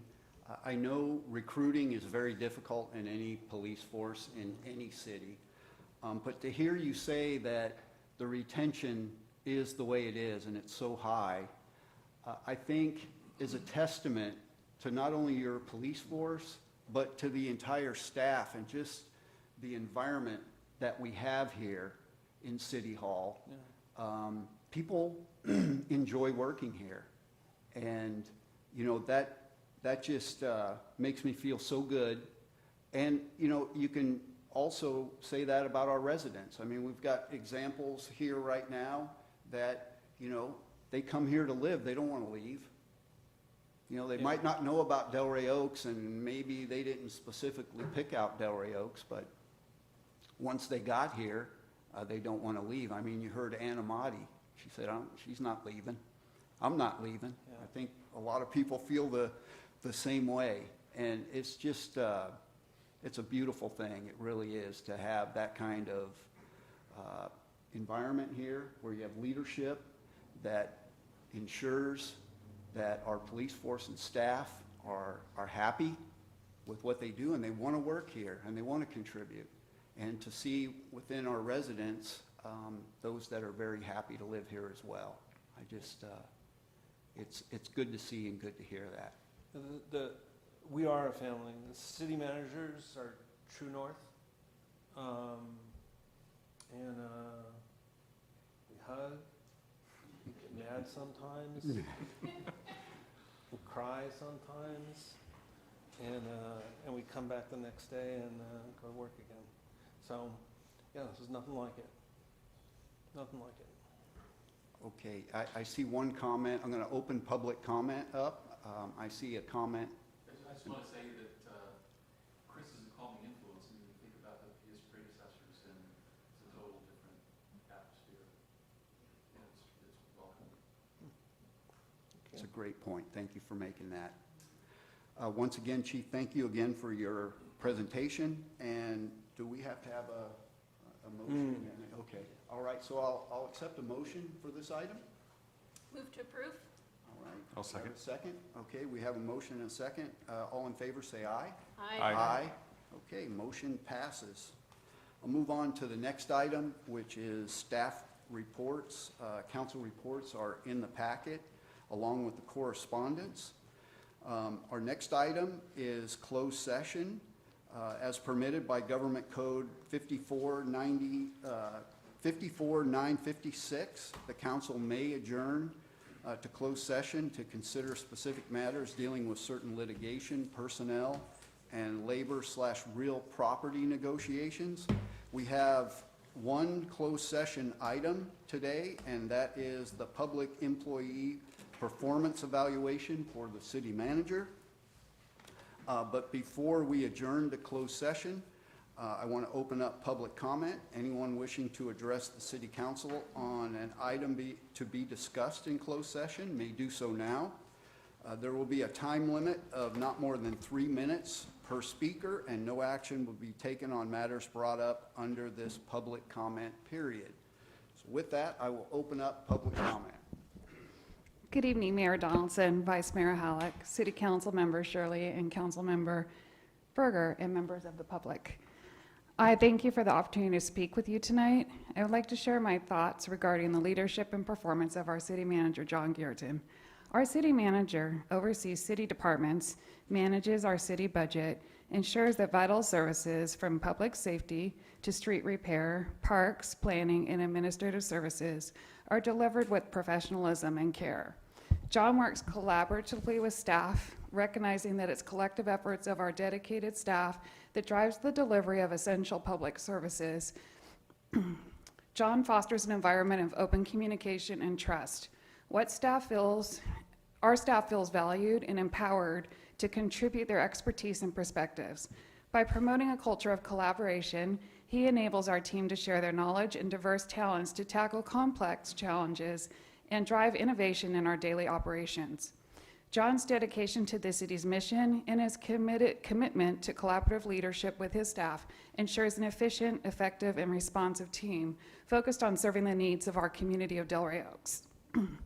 Being the city manager is a challenging job that requires balancing priorities, managing and supporting staff, and making tough decisions with limited resources. Delray Oaks is a small but mighty team of professionals who appreciates that John is not only skilled in public administration, but also deeply committed to public service and transparency. I also commend the city manager's efforts to collaborate with both elected officials and staff while maintaining a focus on long-term planning and responsiveness to our residents.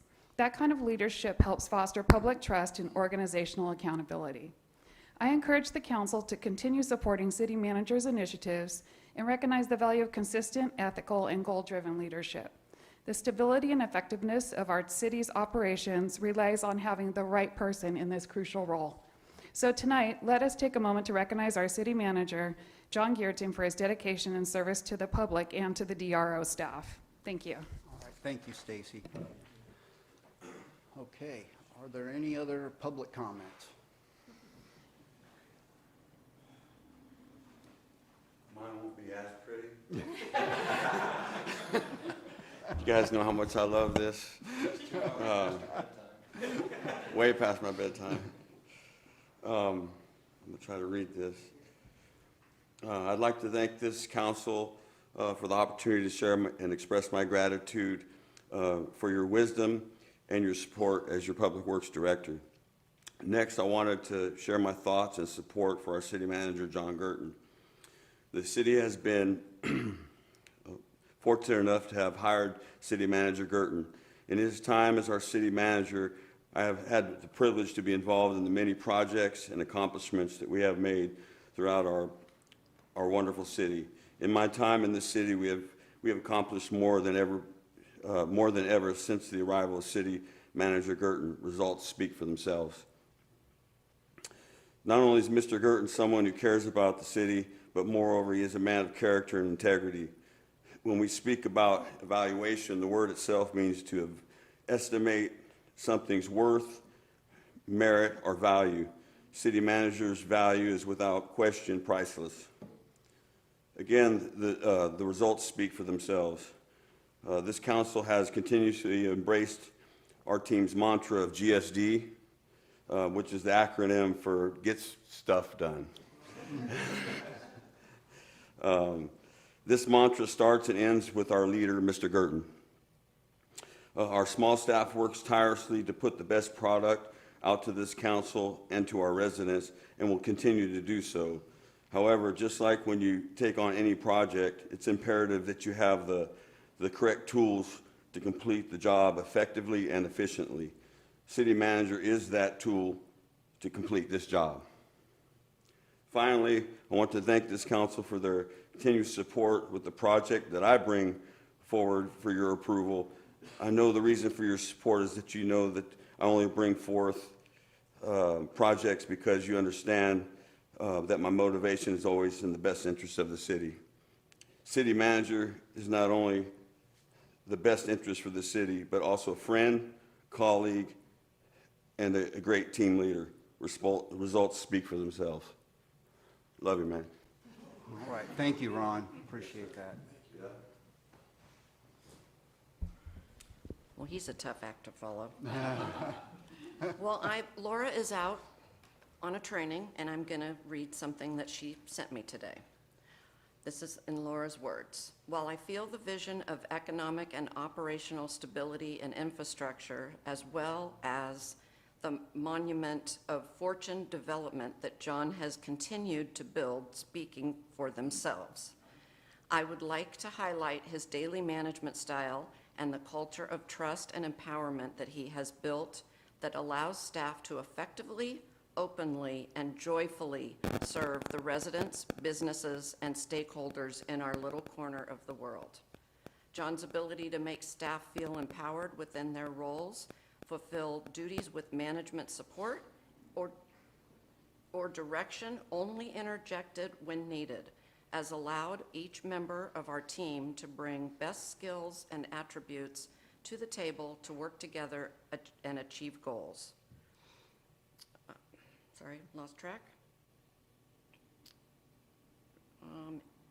His decades of government management experience, his commitment to prudent and conservative use of city resources, as well as future planning for the revenue and staffing stability that will allow the city of Delray Oaks to grow and thrive in a sustainable way, not just the upcoming years of his potential leadership, but for decades to come, are invaluable resources to the city. On a personal note, well, she have had the blessing of working with many wonderful groups over her career. This is, hands down, the closest knit, most functional, best aligned to mission team I have ever had the pleasure of working with. We are a tightly bonded work group with a dedication to service to the city of Delray Oaks with everything we can bring to the table, and a shared commitment to excellent service and work ethic and practices of financial responsibility, stability, transparency. That is the best of all previous places I have worked. John Gurton is the cornerstone of this excellence. He sets the tone, holds the container that allows us to do the best we can be, and has guided the ship steadily through any personal challenges he has faced with dedication and dignity. I'm honored to have the ability to work under such incredible leadership. Laura Batra. Okay, mine is not so long.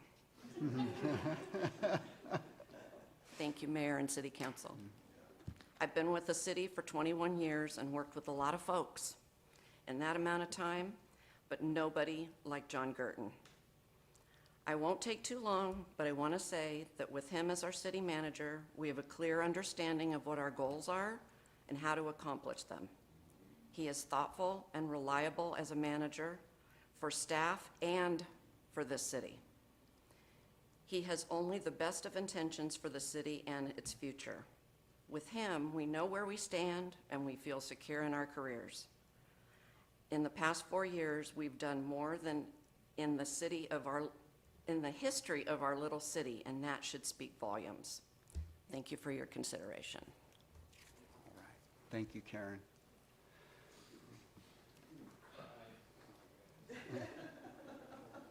I didn't prepare anything, but thank you for letting me speak, Mayor, Council. I said it before, he's our true north. I trust him. Trust is huge for me, and I trust this man. He's a good human being, which is, I don't know why he's in government, really. But he's a good human being, and he believes in what government does, its mission. And I'd never heard anybody, we talked about it. He sat in my office and we talked about it, and I've never heard anybody explain it to me quite like that. Some people it's just a job, but for him it's not. He believes in government and what it's here to do for the people of Delray Oaks. So I hope, oh, that's enough. I appreciate you letting me speak. Thank you. Thank you, Chief. Hello, everybody. All right. Good evening. I normally stay away from all you folks. Okay? Got 30 years in law enforcement.